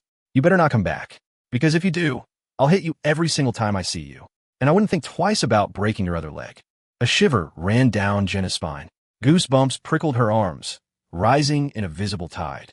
After Cora left, Robert and Eleanor Vance arrived to arrange for Jenna's transfer. If the hospitals in the States weren't an option, they'd find one abroad. Her primary surgeon had delivered the grim prognosis: amputation. Think about it, a prosthetic leg could be pretty cool. Technology is so advanced now, they can customize all kinds of beautiful legs for me. Jenna stroked her right leg and accepted the news with a strange calm. She even found the energy to comfort her parents. As Jenna was being transferred, Cole and Cora went to the veterinary hospital to pick up Daisy. The vet told Cole the dog's prognosis was not good. It wasn't just about the accident. She was old. Her body was failing. They'd found tumors. At her age, surgery was a massive risk she might not survive. The vet recommended palliative care. At 15, Daisy was the equivalent of an 80-year-old human. Just reaching that age was a feat in itself. The vet told Cole to prepare himself. Daisy could go at any time. The fur around her wounds had been shaved for treatment and bandages. Daisy lay on the floor, wearing an Elizabethan collar, her breath coming in heavy pants, her sides rising and falling with effort. When she heard them talking about her, her ears perked up, listening intently. The vet gave them some medication. Cole took the prescription and clipped on Daisy's leash. Frank drove as Cole held the old dog in the back seat, stroking the patchy fur. Are you going to leave me too? Cole stared out the window. The wind stung his eyes, making them burn even more, a raw ache spreading to his throat. When they got home, Maria had prepared a bowl of water with pomelo leaves, a folk remedy to wash away bad luck. After dinner was made, the first bowl was served to Daisy in her dish. For saving Leo, for making sure he wasn't hurt, she deserved to eat first. Leo, Cora said, did you thank your Uncle Daisy? It was your dog uncle who saved you. If she hadn't shielded you, you would have been hurt for sure. Leo immediately knelt formally in front of Daisy, his small face earnest. Uncle Daisy, thank you for saving me. I'll take care of you from now on. Whatever you want to eat, I'll buy it for you. When you have to go potty, I'll scoop your poop. When you collect plastic bottles, I'll hold the bag. Leo's solemn vow made everyone crack a smile, chasing away some of the lingering shadows from the accident. Daisy sat on the floor, tilting her head at Leo, as if confused why her little human was kneeling. He was shorter than her on his knees. She leaned in and licked his hair with her big tongue, making him giggle. It was a perfect, heartwarming scene, but a wave of sadness washed over Cole. Cora came to his side, taking his arm. Cherish the now, she murmured. At the hospital, after 10 days, Wendy checked Sean out and they were gone. For days, besides the police and the bodyguards watching her, no one else had come. She kept thinking Cole would show up, but days passed without a single sign of him. His absence made her panic. Her mind raced with paranoid thoughts. It felt like a blade was hanging over her head, ready to drop at any moment. After leaving the hospital, she took Sean home. Every day was a cycle of cleaning up his filth. He had no control over his body. Feces and urine were a constant, turning the room into a stinking sty. Sometimes, just after she cleaned him up, he'd soil himself again. He was worse than a pig in a pen. No, pigs were cleaner. Mr. Wallace had completely abandoned Wendy. Once he found out she had crossed Cole Miller, he wouldn't dare keep her around. He immediately canceled her supplementary credit card and disappeared with his assistant. Wendy wanted to run, but she couldn't. The story of Sean's hit and run had exploded online, becoming a trending topic. And with it, all the ugly details from 5 years ago were dragged back into the light. Sean Sullivan, that name sounds familiar. Isn't that the rich psycho who crashed a wedding and ran someone over 5 years ago? He's out of prison already. Hit someone right after getting out. This guy is a menace to society and will never change. Just give him the death penalty. There was a kid on the sidewalk. If that Bentley hadn't been there, I can't imagine how many people would have been hurt. Is this Sullivan guy obsessed? 5 years ago, he runs over Cole Miller. 5 years later, he tries to run over Cole Miller's wife and kid. What the hell is his problem with this couple? Terrifying vendetta. I'm following for updates. Hope Cora and her kid are okay. No, not my OTP. They can have car sex, not car accidents. They can get wild, not get wasted. They could be horny, not be hospitalized. Vance Corp just released a statement. Cora and Leo are fine. Oh, thank God. I knew good people would be okay. My sister works at the hospital. She said Sean Sullivan is a high-level quadriplegic, can't move anything below the neck. Serves him right. Play stupid games, win stupid prizes. So satisfying. Heard his mom is taking care of him now. His mom? Isn't she the mistress? The one who broke up a marriage, brought her bastard son back, and basically caused the first wife to die of a broken heart? Don Sullivan died in prison, too. That whole family is cursed. Cheating men and trashy women, they all get what's coming to them. Prison was too good for Sean Sullivan. Him being paralyzed is perfect. He can't live, but he can't die. Just suffering, rotting in a bed, getting bed sores. A fitting price for what he has done. Latest news. Sean's mom changed her name from Heather Raines to Wendy. Apparently, she's the kept mistress of some other CEO. Is that her profession? Still being a homewrecker at her age? Can her old bones even handle it? Trash is trash, no matter how you sort it. Wrecked a family when she was young, still wrecking them when she's old. Or to be a whore. The actions of Wendy and Sean ignited a firestorm of public outrage. They were doxxed. Some extremists even started showing up at their apartment building, throwing trash and bags of dog shit at their door. Inside, Wendy was dealing with Sean's human waste. She stepped outside for a breath of fresh air and immediately stepped in dog shit. Walking down the street, someone accidentally splashed a dirty puddle on her. The local supermarket refused her entry. At the farmer's market, a group of people muttered insults just loud enough for her to hear. On a single trip out, when he stepped in dog shit 3 times, was bumped into 10 times, had water thrown on her twice, and was nearly hit by a car 5 times. After finally managing to buy a few groceries, she was heading back into her building when a group of women charged at her. A hard slap cracked across her face, stunning her. Before she could react, hands were grabbing, pinching, and twisting. They slammed her to the ground, pulling her hair, tearing at her clothes. Within moments, Wendy's face was bruised and swollen. A bystander thought about intervening, but someone else warned them off. It's a wife schooling a mistress. The woman's a tramp. She deserves it. Knew the guy was married and went after him anyway. The mob of women dragged Wendy, beating her, from the east entrance of the complex to the west, then from the south to the north. Passers-by pulled out their phones, recording, posting to their stories. Some even cheered, shouting, "Give it to her." The women knew what they were doing, keeping the assault just short of felony. Their main goal was public humiliation, to inflict pain and leave superficial injuries. Wendy's screams echoed through the complex. Her clothes were shredded, her hair a tangled mess. One shoe was gone. She was a pathetic sight. At first, as she lay on the ground, she could still cover her head and spit back defiance. "Why are you hitting me? It's your own damn fault you can't keep your man on a leash. Instead of going after the cheater, you come after me? Just because I'm an easy target." Wendy recognized one of them as Mr. Wallace's wife. A bitter, mocking laugh escaped her. You think I'm the only one to blame? What about you? What about your husband? If you were enough for him, would he have strayed? You're old. You're ugly. You have no taste. Don't blame others for your own incompetence.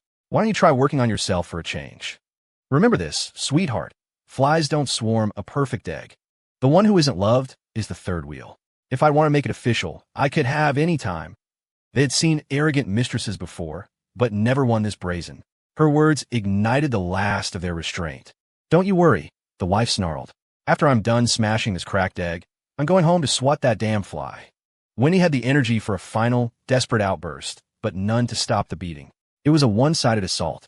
She was beaten until she was twitching, her nose crooked, her mouth swollen, her face a chaotic mess, as if its features had been thrown on at random. Finally, the police arrived and broke it up. Winnie screamed for them to be arrested for compensation, but was told it was a civil matter. She wanted to sue, but she had no money. Besides, if she pushed it, Mr. Wallace's wife would countersue to reclaim all the money he'd spent on her as marital property. Winnie limped home. She didn't dare look in a mirror, just clumsily dabbed at her wounds with iodine and gauze. She was about to collapse when she heard a noise from the bedroom. Sean had soiled himself again. Staring at the shit-yellow stain spreading across the sheets, when he finally broke. She let out a raw, animal howl and started slapping Sean's face over and over. You just went. You just went. Why did I give birth to such a useless son? If I'd known it would be like this, I should have just birthed you in a goddamn latrine. Other women her age were starting to enjoy their grandchildren. And here she was, waiting on her son hand and foot like a servant. The comparison was a knife in her heart. Wendy's body ached, but her soul screamed, a torrent of snot and tears, weeping for her hopeless life, for her powerlessness. And with the breakdown came regret. If only she had been more careful, more restrained. As the saying goes, leave yourself an escape route. You might need it later. She had burned every bridge. Now her family was shattered. The dead were dead. The disabled were disabled. The wounded were wounded. The savings in her bank account were dwindling. Sean was a bottomless pit. When the money ran out, what would she do? Exhausted from hitting him, Wendy slumped into a chair, her dark eyes fixed on Sean. It's all your fault. If you hadn't pissed off Cole Miller, would any of this have happened? Why don't you just die? It would be better if you were dead. Sean was the last shred of her conscience. Even as she cursed him, her hands were already moving to change his soiled sheets. But how long could a conscience like that last? Even the purest heart will eventually be ground to dust by a miserable life. After that, Wendy didn't dare leave the apartment. She had everything delivered, paying extra fees. A few days later, her phone number was leaked. Strangers sent her threatening texts, called to scream obscenities at her. Calling the police was useless. She grew paranoid, a constant hum of anxiety in her veins. When she did risk going out, she felt like she was being followed. At home, she felt like cameras were hidden in the walls. No privacy, no safety, just the constant fear that someone was coming for her. After a month, when he couldn't take it anymore, she decided to abandon Sean and run. But she was apprehended the moment she bought a train ticket. The men who caught her were Cole's. From the very beginning, he had never planned on letting her go. He wanted her to live in perpetual despair, in constant fear, to live a life of such anxiety and terror that it was worse than death. Cole didn't see her himself. He simply had a message delivered. As long as Sean was alive, she could never dream of leaving him. Cole enjoyed a good show, especially a drama about a mother's undying love. It was best if she kept acting her part, preferably for the rest of her life. Winnie was terrified, her mind a blank slate of fear. She knew Cole wouldn't let her go. She knew how he had destroyed Don Sullivan, and now he would destroy her in the same way. She replayed the events of the past month in her head. Being doxxed, having filth thrown at her, being assaulted, the constant harassment. It was highly likely Cole had orchestrated it all. Cole Miller was nowhere near as benevolent as he appeared. He had a vengeful streak a mile wide. If he crossed his line, he would retaliate tenfold, without mercy. He could bankrupt the Sullivans with one hand and crush them with the other, without even getting his hands dirty. Just borrowed knives, wielded from the shadows. There was one thing Winnie hadn't guessed wrong. Cole had indeed installed cameras around her apartment, the better to watch the tragic spectacle of her and Sean. Bed sores had begun to fester on Sean's body. He lay like a rotting piece of wood, motionless on the bed, his days a cycle of sleeping and staring blankly at the ceiling. Winnie grew more haggard by the day, aging 20 years in a month. Gray streaks appeared in her hair. She hadn't had the time or money to fix her face, so her nose remained crooked. Wrinkles carved deep lines into her skin, Her eyes were perpetually bloodshot, and her back was bent. The mother and son spent their days screaming at each other, trading blame and hatred. Sean hated himself, and he hated Wendy. "Why you hit me?" he'd slur. "If you hadn't been whining to me about Cole, about how you got beat because of him, would I have gone after him? I did all this for you. You have to take care of me for the rest of your life until you die." She had complained to Sean, yes, but she had never told him to run someone over. How dare he shift the blame to her? The thought of living this life forever was unbearable. When he snapped, she grabbed a pillow, one that was already damp with her tears, and pressed it over Sean's face. Sean had wished for death 1,000 times, but when it actually came for him, he was terrified. He struggled instinctively, a muffled mom escaping his lips. Hearing him call her mom didn't make her stop. It made her press harder. He was a piece of her own flesh. She had named him Sean, her glory, the pride of her life. She had called him her baby, coddled him, loved him. From 10 months in the womb to holding him in her arms, watching him go from stumbling first steps to running, watching him grow taller and taller until he looked down at her. She went from walking in front of him to walking behind him, from looking down at him to looking up. She had loved him so much, and now she was killing him with her own hands. How much strength could a paralyzed man have? Just a little longer, and it would be over. Wendy threw her whole body into it, hugging him tight, her lips by his ear as she wept. "I'm sorry, baby. Mommy just can't do this anymore. Just go to sleep, son. When you're gone, you'll be free." Sean had been struggling, but he stopped when he heard her begin to hum in his ear. "Sleep, sleep, my dear baby." It was the lullaby she used to sing to him when he was little. Whenever he was too playful to sleep, she would hold him tight, stroking his hair and humming that song. Just like now, he would listen, and then he would fall asleep. Sean gave up the fight. In the moment of his death, he thought, "I wish I'd never gotten out of prison." If he weren't paralyzed, if his hands could still move, the last thing he would have wanted to do was hug his mother one last time. Just as when he had said, he was useless. He'd never given them a day of peace, only endless trouble. If it weren't for him, the family wouldn't have gone bankrupt, his father wouldn't have died, he wouldn't have gone to prison, and his mother's life wouldn't be this hard. He alone had dragged the whole family down. He was the one who should have died long ago. Now that he was gone, maybe his mother's life would be a little easier. Would someone like him even have a next life? If he did, he would try to be a good person. Memories flickered like an old film reel. Parents, relatives, classmates, friends, Jenna. And then, with a final surge of bitterness, he plunged into darkness. When he didn't know how long she held the pillow down, she hummed the song over and over until her throat was raw and no sound would come out. She held Sean, patting his back like she did when he was a baby. A relieved smile touched her lips. Finally asleep, Sean was dead. Not in prison, not in a car crash, but at the hands of his own mother. From where he came, he had returned. Wendy's emotions were numb. She moved robotically, changing him into clean clothes, replacing the sheets and blankets with fresh ones. She packed up everything he had ever worn or used and threw it out. She cleaned the entire apartment, opened the windows, and sprayed air freshener. She looked at Sean on the bed. With his eyes closed, he just looked like he was sleeping. Wendy went back to her own room and fell asleep. It was the most peaceful, sound sleep she'd had in 2 months. She slept straight through to nightfall. She glanced at her phone. 10:00 p.m. So late. She hadn't made Sean dinner, hadn't cleaned him or changed his bandages. Wendy scrambled out of bed and went to the kitchen. She pulled some pasta from the fridge and put water on a boil. A simple meal of noodles with scallion oil and soy sauce. Sean had trouble digesting, so his portion had to be cooked extra soft. She carried the bowl to his room. There was no foul odor, just the lingering scent of air freshener. Dinner time. She put the bowl on a nightstand and went to wake him, growing impatient when he didn't respond. She shoved his shoulder. "Still sleeping? I said it's time to eat." Even though it was the height of summer, Sean's body was ice cold. His already stiff limbs were now rigid. After calling his name a few more times, the reality slowly seeped into her consciousness. Sean was dead. She had suffocated him. Her son. She had killed her son. No wonder he wouldn't wake up. When he stood by the bed, staring at him for a long time. So long that the hot noodles on the table grew cold and congealed into a lump. She picked up the bowl and began to eat, forcing the cold, gummy paste down her throat. It felt like vomit in her mouth. She could barely swallow it, and when she finally did, it came right back up. She grabbed some paper towels and knelt on the floor to clean it up. As she wiped, tears started to fall. Humans are strange, contradictory creatures.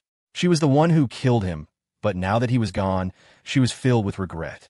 The freedom she had imagined was just another kind of prison. The world outside was dark. She was alone in the house. The only family she had in the world was gone. Cole was busy with work, busy with his wife and son and aging dog. The next time he heard news of Wendy, it was on a trending topics feed. Wendy had been committed to a psychiatric hospital for murder. Instead of running, she had ended up staying with Sean's corpse for days. By the time the body was discovered, it had started to decompose. Wendy was found holding the corpse, singing to it, calling it her baby, trying to feed it porridge. But the dead can't swallow, and the gruel just dribbled everywhere. That was the scene the police found when they broke down the door. Some of the more sensitive officers threw up on the spot. Wendy's gaze was vacant, a nonsensical smile on her face. She only reacted when they tried to take the body away. She screamed, thrashed, and demanded to know why they were taking her son. A staff member tried to gently explain, "Ma'am, he's gone. He's not dead," Wendy muttered to herself. "No, he is dead. I killed him. How could I kill my own son? He's my precious boy. It's his fault. He was a bad boy. If he hadn't messed with Cole Miller, would this have happened to me? I had to kill him so I could have a new start." Wendy had gone insane. She was permanently committed to a psychiatric hospital. At first, Cole thought she might be faking it, so he went to see for himself. She was curled in a corner, her eyes fixed on a strip of blue curtain. One moment she was crying, the next she was laughing, muttering constantly under her breath. Standing outside the room, Cole asked a staff member, "What is she saying?" "She's calling her son's name. I heard he was wearing a blue shirt when he died." So she was looking at the blue curtain and seeing Sean. Sean was dead, but Wendy felt his presence everywhere. He walked back and forth in front of her. He cried that he was in pain. He called for his mom. Wendy got up and began to trace the wall with her hand. When she reached the door, she paused. Through the small glass window, she saw Cole standing outside. A memory flashed in her mind. She was kneeling on the ground, her voice dripping with malice and defiance. "So I have no morals, but I haven't broken any laws. What can you do to me?" "Don't worry," a voice replied. "I got your husband and your son sent to prison. I can get you sent there, too. And if not prison, then hell. One way or another, I'll make sure your whole family is reunited." A jolt, like thunder, shot through her when he scrambled backward and fell to the floor. She clamped her hands over her ears, her eyes wide with terror, and let out a piercing shriek. Her scream set off the other patients. One by one, they joined in a chorus of madness. One patient lunged for Wendy, pinning her to the floor, punching and kicking her, spitting in her face.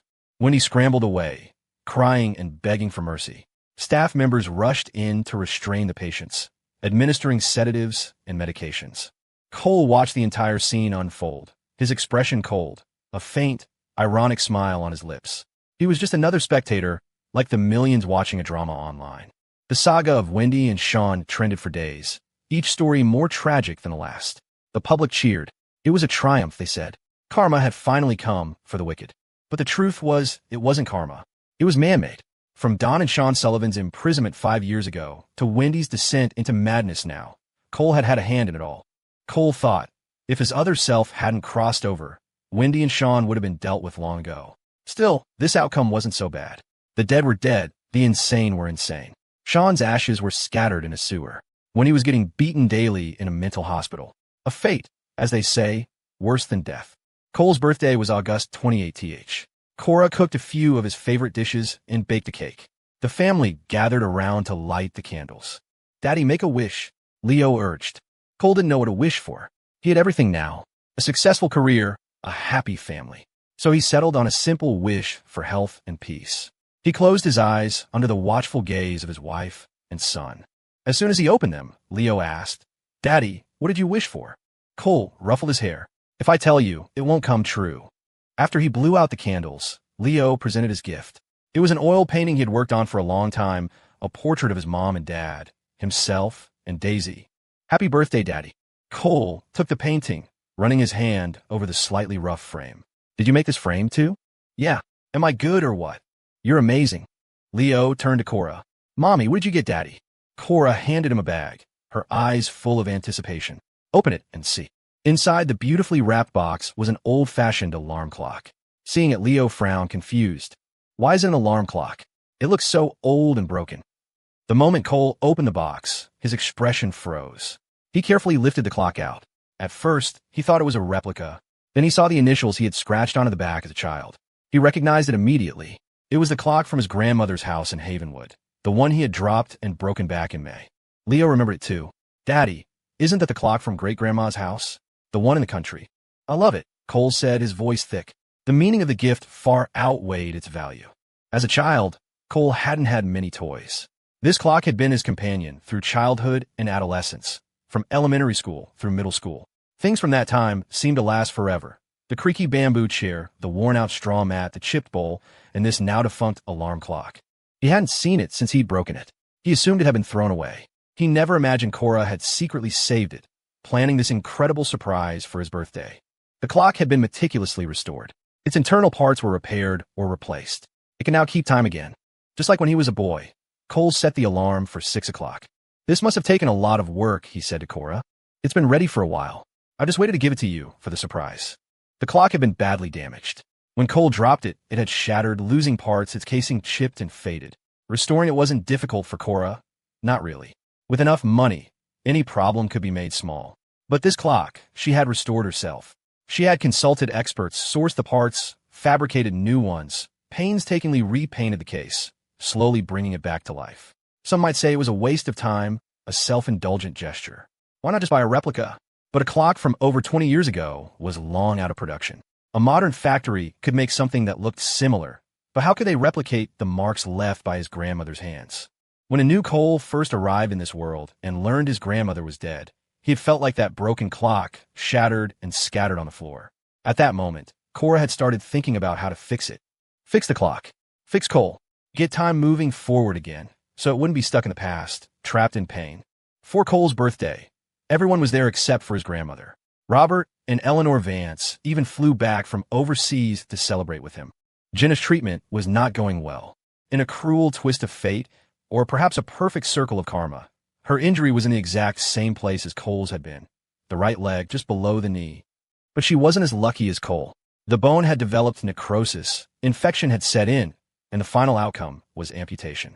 She was currently in a hospital abroad, undergoing rehabilitation. When Cole heard about the amputation, he felt nothing.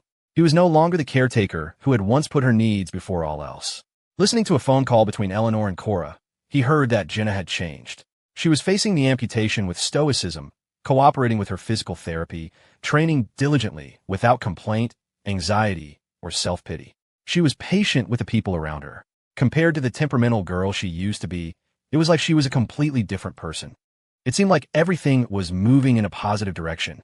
And then something happened to Daisy. A week after Cole's birthday, Daisy collapsed. She fell, and she couldn't get back up. It was a Wednesday. Leo was at an after-school class. Cole and Cora were at work. Only Maria was home. When she found Daisy, she rushed her to the pet hospital, calling Cole and Cora frantically on the way. Cole raced to the hospital. The vet was already working on Daisy. A staff member handed him a form to sign. His hand trembled as he held the pen. The attending vet explained Daisy's condition in detail, repeating much of what he had told them a month ago. She was old, her condition was poor.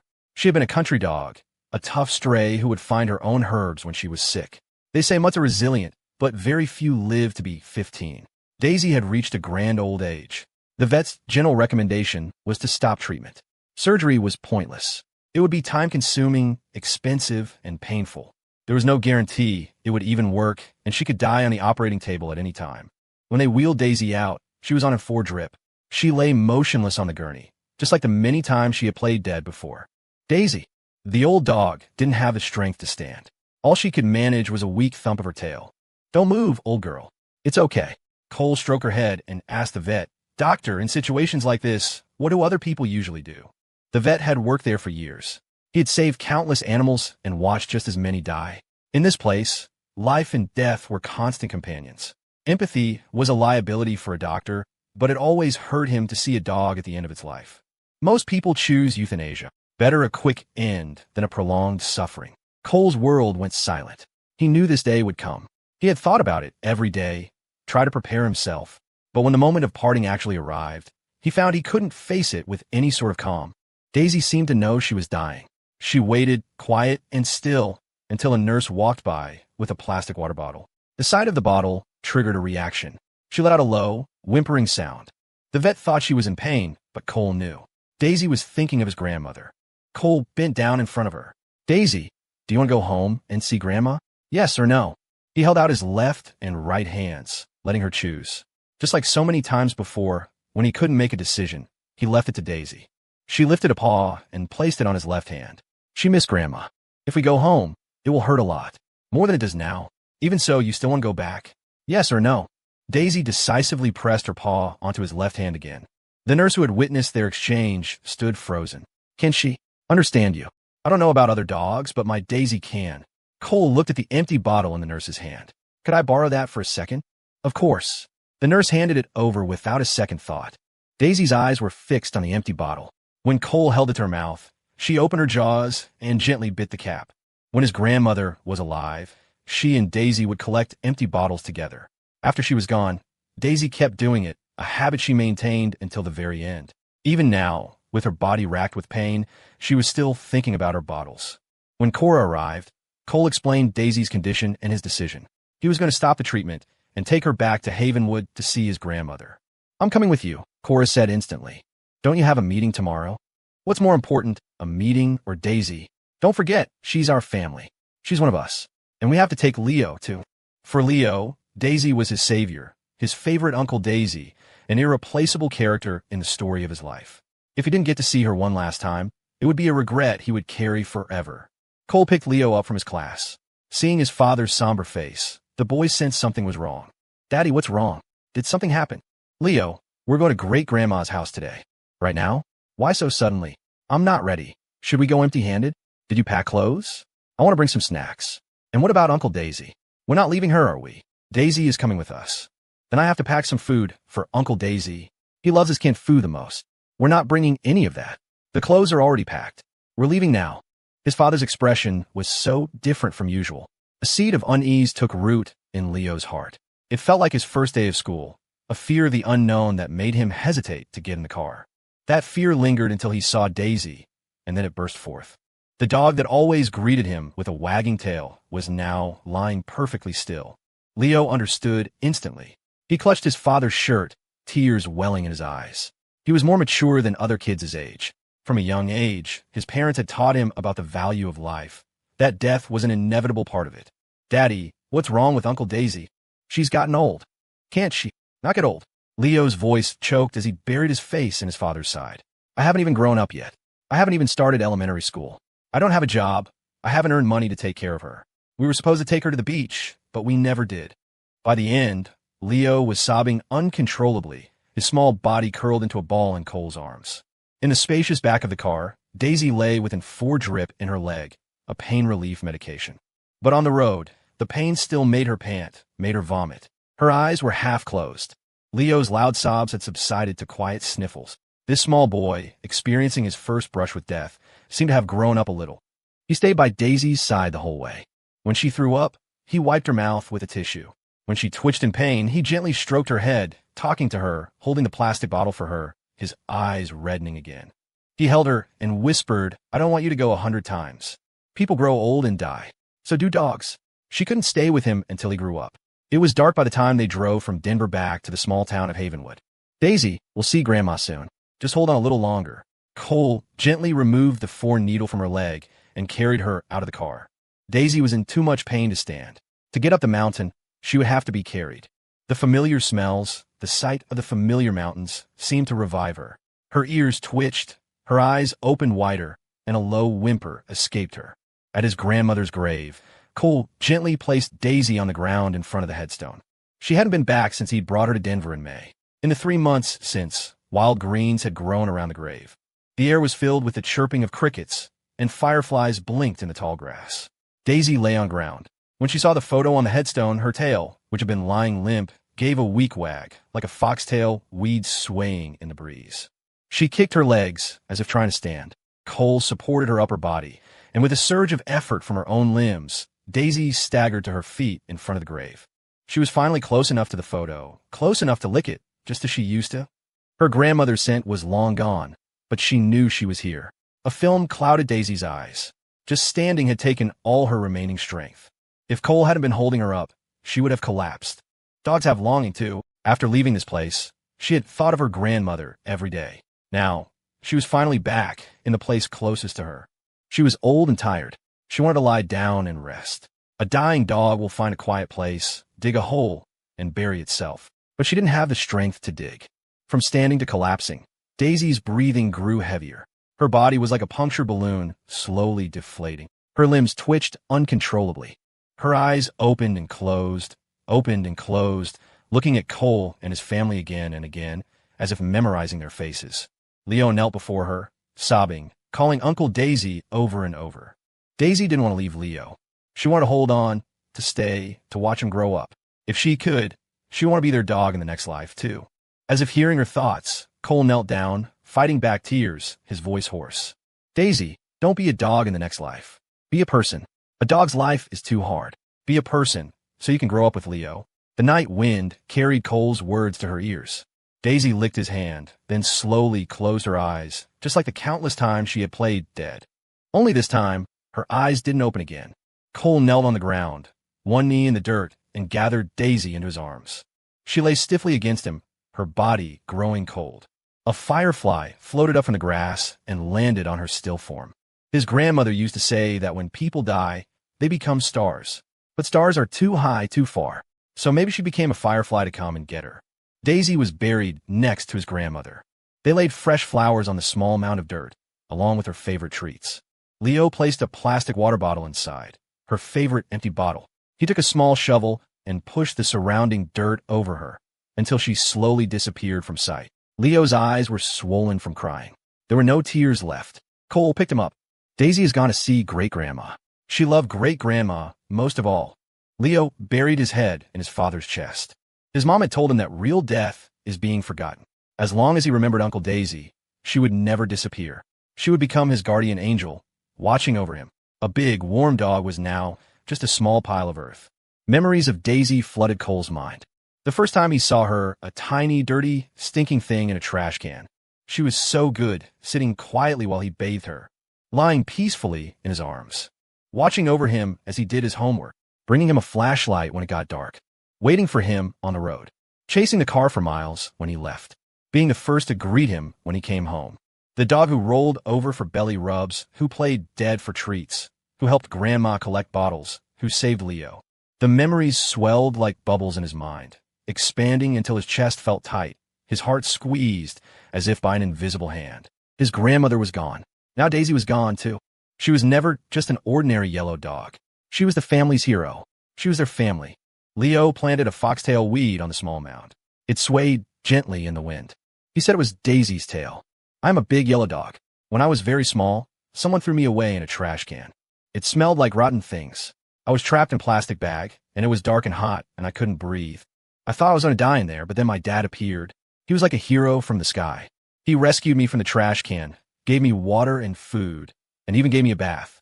I followed him with my 4 legs. Wherever he went, I went. If he tried to leave me, I would gently bite the cuff of his pants. In the end, my dad didn't leave me. He took me home. There was an old lady with white hair in his house. Dad called her Grandma, so I called her Grandma too. Woof woof. Grandma was a good person. She cooked all kinds of delicious things. I liked the sweet potatoes from the garden, the steamed rice she made, and the sweet, fragrant corn. She even cooked meat for me every day. In a short time, I became round and chubby, not the skinny little yellow dog I was before. Dad gave me a name. He called me Daisy, but Grandma liked to call me Goldie. Dad had to go to school. Every day, I would walk him to the end of the road, and then I would go back to that spot to meet him when school was over. His backpack always had books and also soft, fragrant bread for me. Slowly, Dad started coming home less. Grandma said Dad was in high school and had to live at the dorm. He would come back once a week. How long is a week? When Dad wasn't there, I would help Grandma collect plastic bottles and cardboard. Grandma would use the money from the bottles to buy me meat and chicken legs. Grandma didn't eat much. Most of the food she cooked ended up in my doggy belly.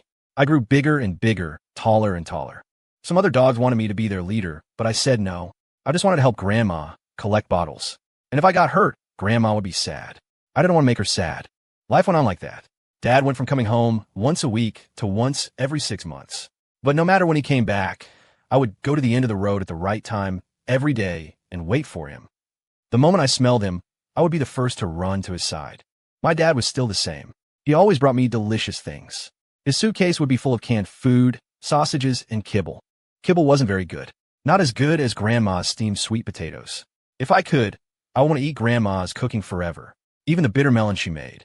But then Grandma fell down in the yard. I was so scared I ran in circles around her. I wanted to carry her, but I was too small. If only I was a person like Dad, with strong arms. Then I could pick Grandma up. Grandma clutched her chest, lying on the ground. Her eyes were like dusty glass beads. She tried to lift her hand, and like so many times before, she stroked my head. Goldie, if I'm gone, what will you do? Gone? Gone where? Like Dad, to school, or to work. If she left, would she still want me? I didn't want them to leave. If they left, I might become a stray dog again. I didn't know how to call for help. I could only bark loud. I ran and barked, trying to get someone to come and help my grandma. The village head came. I watched them put Grandma in a car. The car had 4 wheels, and it drove away. I chased after it as fast as I could, but I couldn't keep up.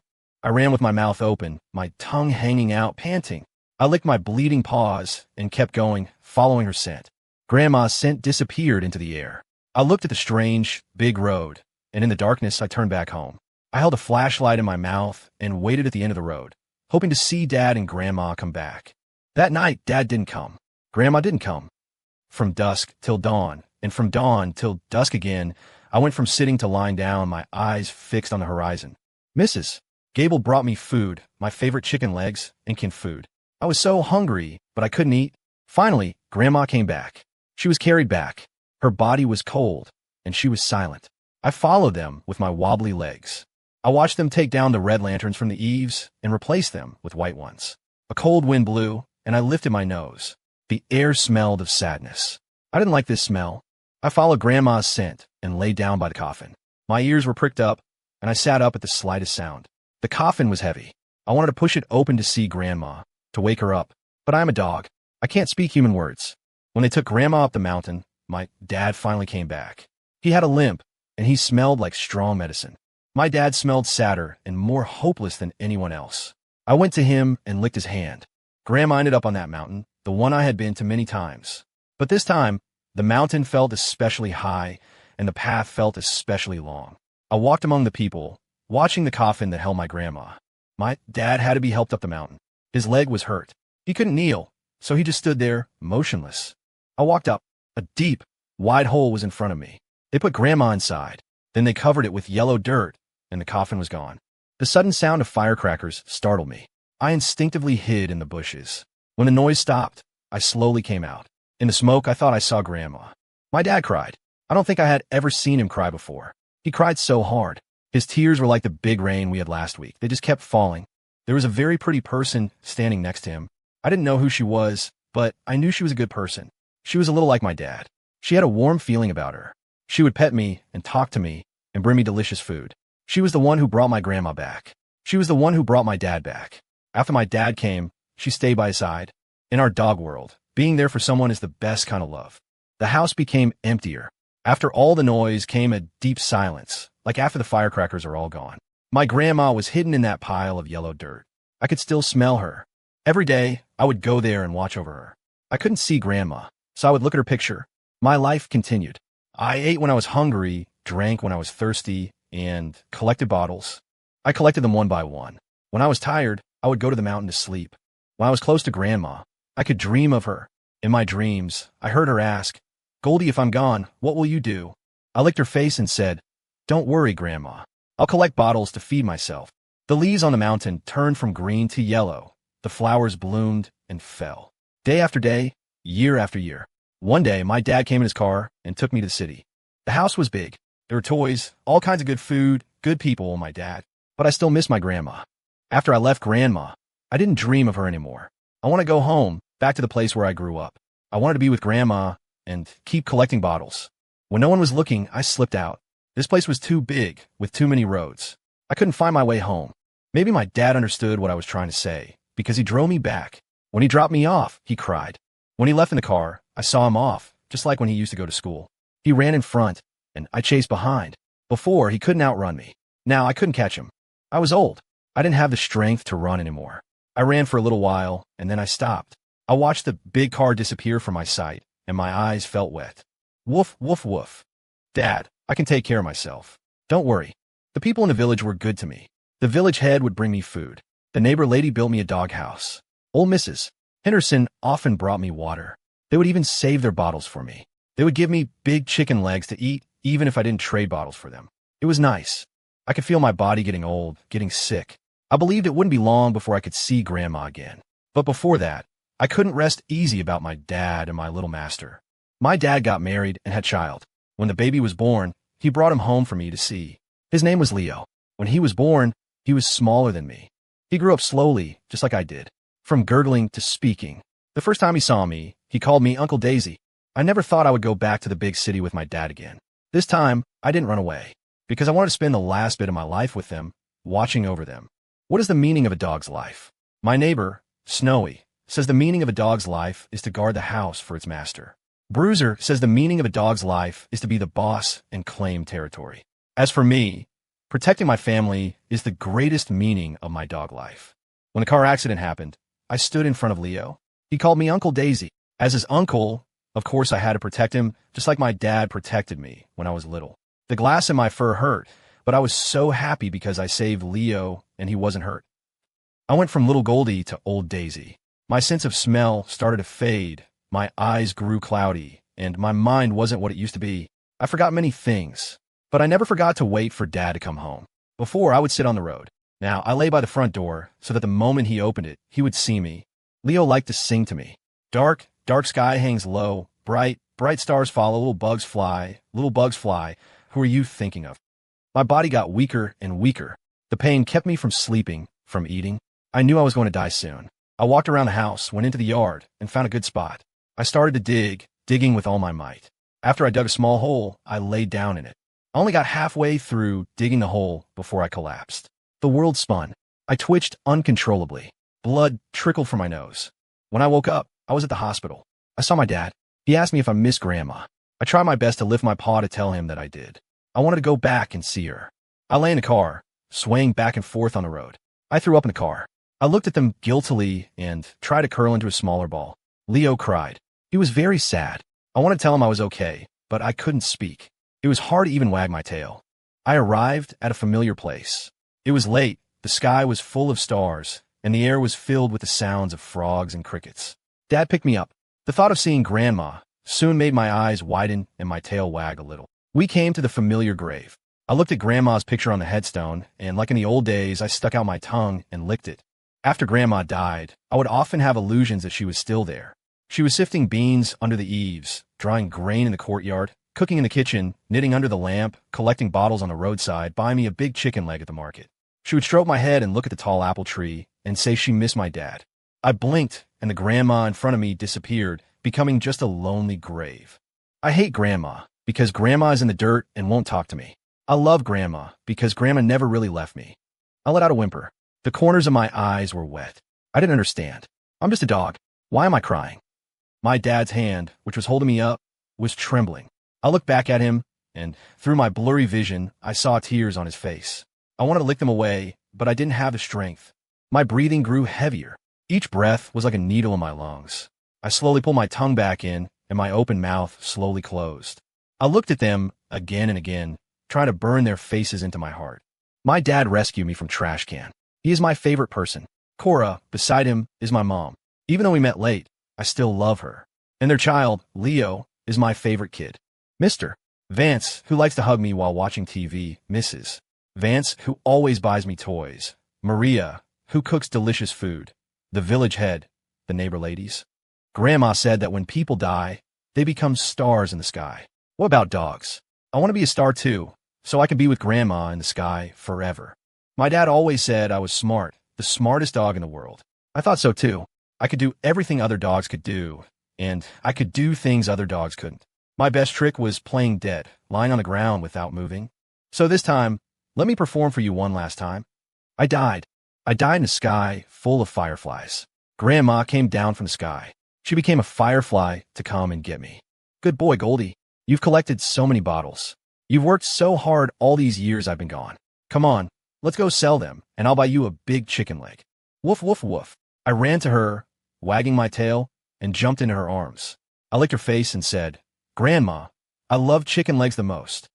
My dad buried me next to Grandma, so I could sleep with her forever. Leo was worried I would be hungry, so he packed a lot of snacks for me. He planted a foxtail weed on the small mound of dirt. When the wind blows, it wags. I'm a dog, a very ordinary dog. I have a good temper, and I've never bitten anyone. I can guard a house, catch mice, and play dead. My name is the same color as my fur. I am Daisy, a common sight in the village. After Daisy left, the house became much quieter. Everywhere, there were traces of her. Her food bowl, her leash hanging on the wall, the bed she slept in, the unfinished bag of kibble, the toys she chewed up, and the dog hair on the clothes. When Cole got home, he packed up all of Daisy's things. He was fine at first, but when he saw the small, half-dug hole in the yard, his chest tightened, a stone lodging in his throat. Daisy hadn't lived there long, but she had accumulated so much stuff. A mountain of toys and treats. Every time Leo went out, he'd buy something for Daisy. Cora and her mother were the same. Even Robert Vance treated the dog like a grandchild, always bringing her gifts. A little here, a little there. He never realized how much it was until he started cleaning it up. Some things were brand new, never even used.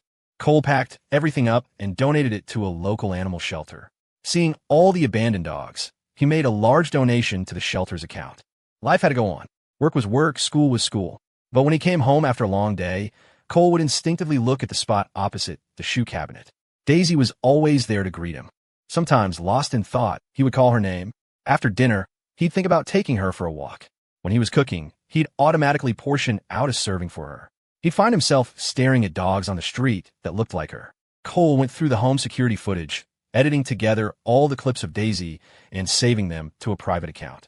When he saw the footage of her in the yard, digging a hole to bury herself, the tears came, hot and uncontrollable. He propped his head up with one hand, his eyes red, a vein throbbing in his temple. How could he not be sad? That was Daisy, the dog who grew up with him. The dog who was always there to welcome him home. She wasn't just a dog. She was his family. Autumn passed, winter arrived. A year flew by. It had been more than half a year since Cole had arrived in this world. For New Year's this year, the family decided to go back to Havenwood. They asked Mrs. Gable to air out the house in advance. They would buy groceries and other supplies themselves when they arrived. New Year's was cooking. He'd automatically portion out a serving for her. He'd find himself staring at dogs on the street that looked like her. Cole went through the home security footage, editing together all the clips of Daisy and saving them to a private account. When he saw the footage of her in the yard, digging a hole to bury herself, the tears came, hot and uncontrollable. He propped his head up with one hand, his eyes red, a vein throbbing in his temple. How could he not be sad? That was Daisy, the dog who grew up with him. The dog who was always there to welcome him home. She wasn't just a dog. She was his family. Autumn passed, winter arrived. A year flew by. It had been more than half a year since Cole had arrived in this world. For New Year's this year, the family decided to go back to Havenwood. They asked Mrs. Gable to air out the house in advance. They would buy groceries and other supplies themselves when they arrived. New Year's in the countryside was lively. Unlike the city, fireworks weren't banned here. The sound of firecrackers greeted them as they drove into the village. After dropping off their luggage, Cole took his wife and son to the town market. They planned to stay for 2 weeks, so they needed plenty of food and supplies. Leo loved spending the holiday in the country. He clamored for big red lanterns, fireworks, and firecrackers. Cora, ever organized, had a shopping list prepared. She went down the list, item by item, ensuring nothing was missed. They filled the trunk of the car to bursting. On the way out of town, they stopped at a flower shop. Mrs. Gable, who ran the shop, saw Leo and gave him a small red envelope with a crisp bill inside. Leo took it shyly, blushing as he said, "Happy New Year." Back at the house, the family started to decorate. Cole climbed a ladder to hang up decorations. Leo stood below, watching nervously. "Daddy, be careful. Don't slip." As he put up the long banner over the door, Cora directed him from below. "A little to the left. It's crooked. A little higher. Yes, right there. Okay, put it up. Be careful, don't fall." With the decorations and lanterns up, the house instantly felt festive. Hearing that Cole's family was back, the village head showed up, carrying a mountain of gifts. Freshly butchered chickens and ducks, pork from a New Year's pig, cured bacon and sausages, vegetables fresh from the garden, and a bag of oranges. The village head's generosity was unchanged. When Cole refused, he just tossed the things inside, gave a wave, and ran off, not forgetting to stuff another red envelope into Leo's pocket on his way out. Cole sighed, amused, and started picking things up. Leo held a sausage in each hand. "Daddy, this smells so good." "Then we'll have sausage for dinner tonight." Cole sorted through the bags of vegetables. "We'll cook a fish and maybe braise some pork shoulder. That way we'll have a complete meal and fish for prosperity. That's what your great-grandma used to do. Will we be able to eat all that?" Cora asked. We'll just make small portions of each dish. Cole set aside the ingredients for their dinner. The once empty refrigerator was now packed, with some items not even fitting. In this weather, they didn't have to worry about leftovers. They could take them back to the city. The only worry was that the village head would bring more. Cole made a mental note to leave in the middle of the night when it was time to go, without telling anyone. On New Year's Eve, the TV was tuned to the national broadcast. Cole sat on the sofa, curious to see how it had changed in 5 years. He didn't recognize half the hosts. After a few performances, Leo was clamoring to go outside and set off fireworks. The moment they stepped out, the night erupted in a series of bangs. One family started, and soon others joined in, painting the sky with bursts of color. Leo covered his ears, his dark eyes reflecting the light. "Daddy, let's do ours." They had bought a huge box of fireworks. In the spacious yard, Cole was in charge of lighting them. He held a lighter and turned to see Cora holding Leo under the eaves. "I'm starting." He lit the fuse, then ran to Cora's side, putting his arm around her as they watched the show. As a brilliant firework exploded overhead, he leaned in and whispered in her ear, "I love you, my wife." His voice was almost lost in the crackle and boom, but Cora heard him clearly. She turned to him. "I love you so much, too." Suddenly arriving here, he had gained so much, but they had also missed so much. Like a wedding, Cole took Leo from Cora's arms, holding him with one hand, and took Cora's hand with the other. He rubbed his thumb over the wedding band on her ring finger. He bent his head and kissed the back of her hand. Cora looked at him, surprised. "What is it?" Cole looked at her intently. "I want to propose to you. I want to have another wedding with you." Cora couldn't hide the smile in her eyes. "Whatever you want, we can do." Not having a real wedding had always been a small regret. Cole's mind was already racing. He was a man of action. "What kind of wedding do you like? A beach, a meadow, a field of flowers?" "Anything." Cora thought for a moment. "As long as it's with you, anything is fine." When Leo heard his parents were planning a wedding, he got excited. "Mommy, Daddy, are you getting married? Can I be the ring bearer?" "Of course.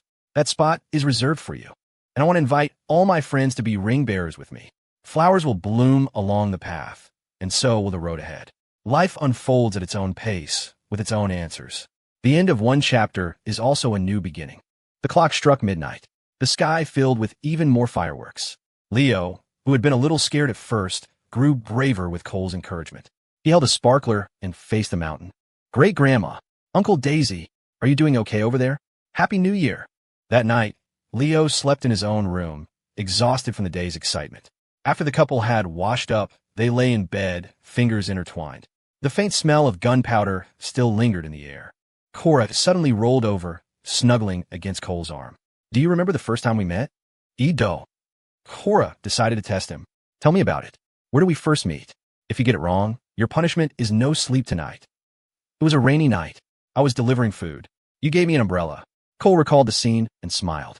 He looked down and saw the look of astonishment on Cora's face. "Why that expression? Don't tell me you forgot." "I didn't forget. I didn't think you'd remember." She thought he would say their first meeting was at the office. "Of course I remember. You gave me an umbrella, and it sheltered me from the rain.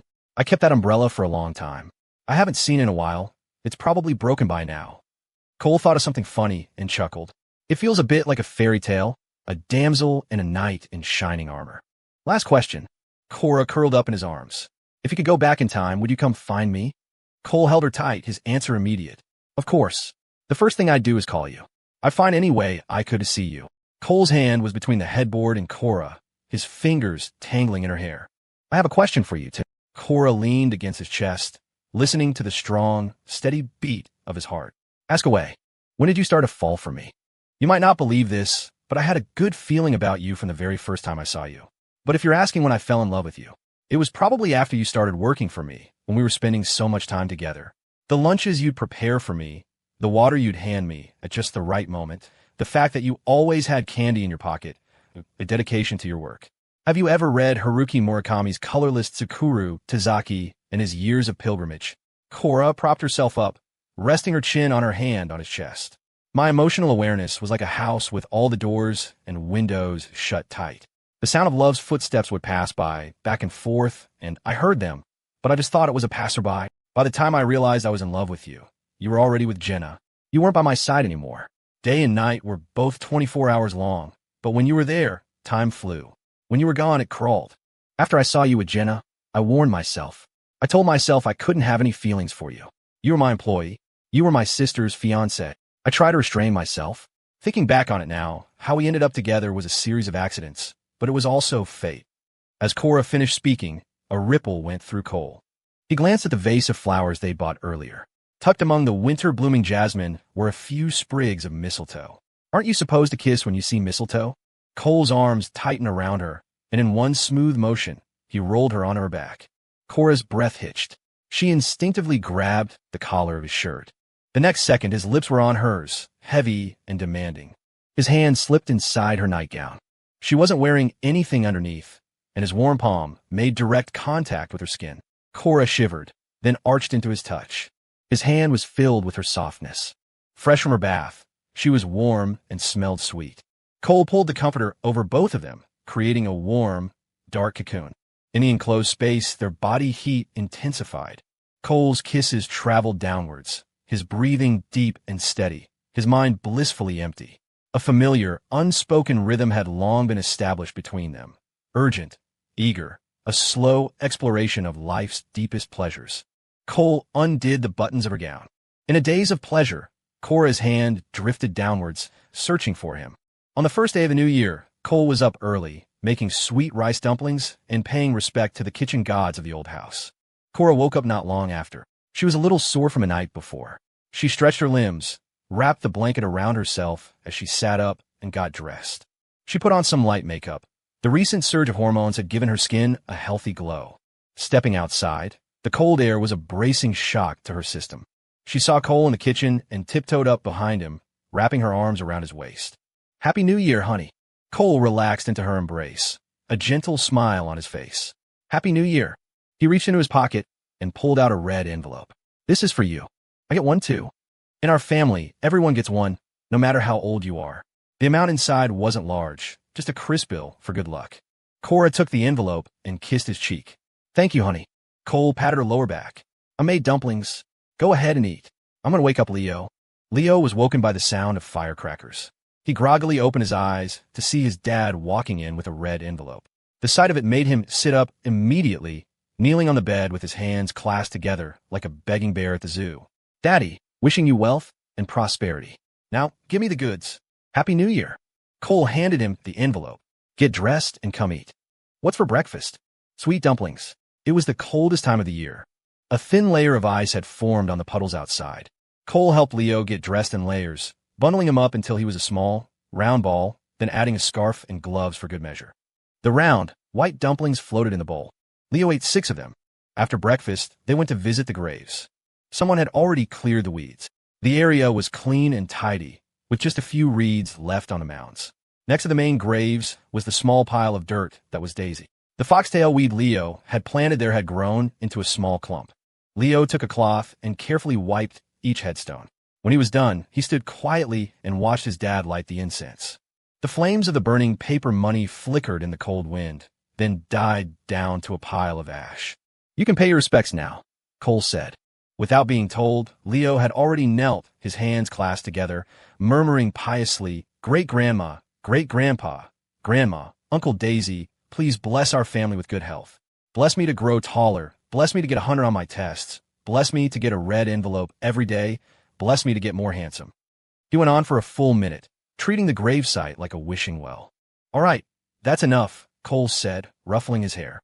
"If you're too greedy, none of them will come true. Then I'll just make one wish." Leo quickly amended.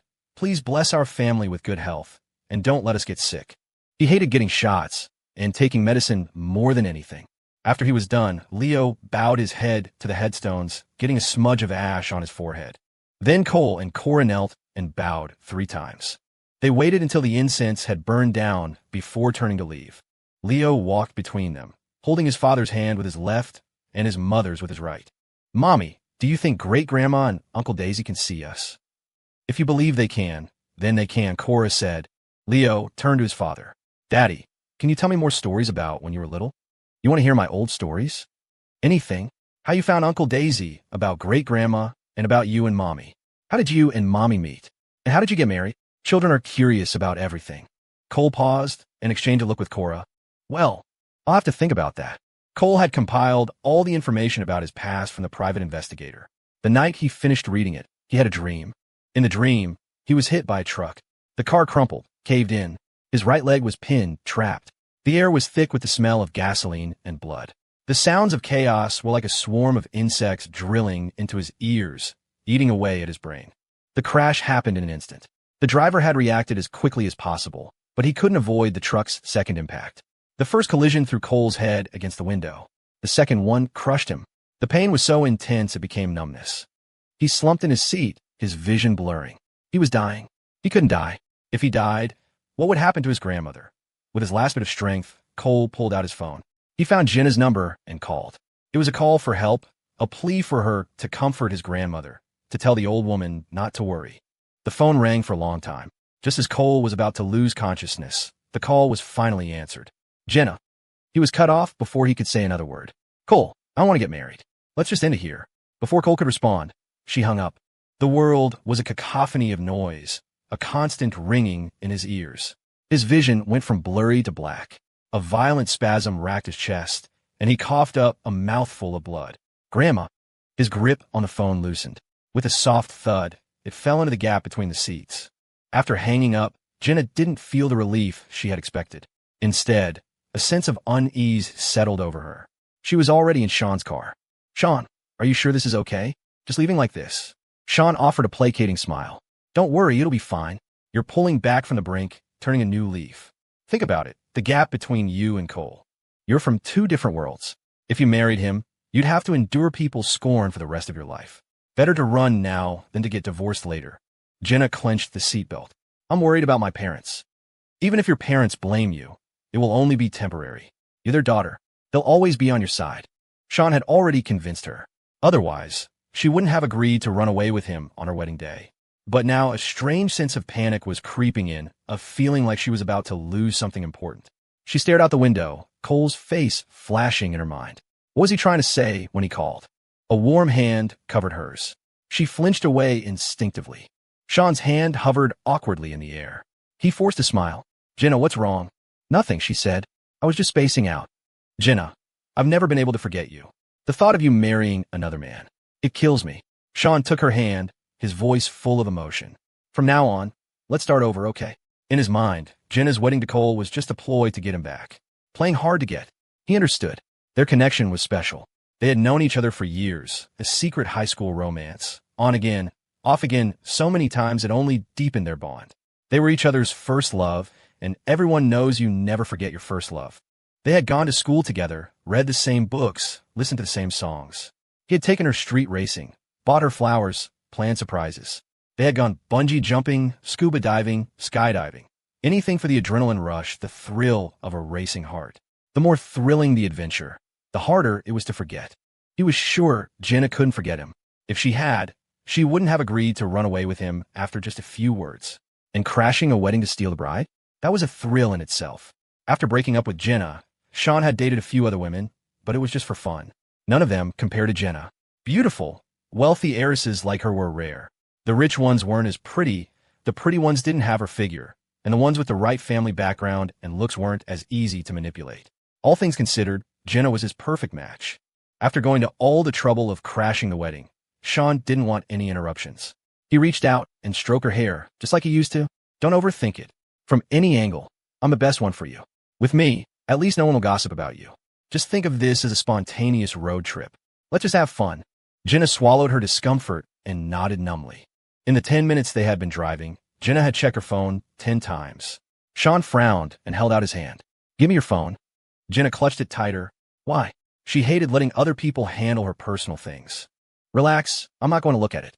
I just want to distract you, help you relax. Can't you see how tense you are? If we're going to have fun, let's really have fun. Don't let anything spoil the mood. Jenna had to admit she was tense. Under Sean's urging, she handed over her phone. Sean silenced it and put it in his bag. He had already booked their flights. They were right on time for the airport. Numerous calls and texts came in for Jenna, but Sean ignored them all. He didn't tell her, just switch the phone to airplane mode. Sean glanced at the time, a malicious thought crossing his mind. Right about now, the groom should be arriving at the hospital. Jenna, oblivious to everything, boarded the plane with Sean. At the hospital, Cole was rushed into the emergency room. There was someone from Cora's team in the wedding procession. The moment the accident happened, They had contacted her. Robert and Eleanor handled the scene, while Cora rushed to the hospital alone. Family of the patient? Cora stepped forward. How is he? The doctor looked at her. Are you family? I am. Cora paused. He's my brother-in-law. Doctor, what's his condition? It's not good. The injuries are extensive. The most severe is his right leg. I need you to sign these forms. One of them was a surgical consent form. The doctor explained Cole's condition in detail. Cora's mind was a chaotic mess, her hands shaking. Her normally clear head was filled with a thick fog. She gripped the pen, shook it, and pressed the tip to the paper. She recognized all the words on the form, but strung together, they made no sense. She couldn't understand a word the doctor was saying. Cora took a deep breath, trying to suppress the dull ache in her chest. She had signed countless documents in her life, but this was the first time her signature had been so ugly, so shaky. The pen in her hand felt like a knife. The doctor said Cole had a head injury, and there was a chance he might not wake up, that he could end up in a vegetative state. The doctor also said Cole's right leg was severely damaged, and amputation was a possibility. He told her to prepare herself. But how could she? He had been perfectly fine just that morning. How could this have happened? The truck driver who caused the accident had been detained. His story was that he had been drinking. Drunk driving causing injury wasn't a capital offense. He'd serve a few years in prison at most.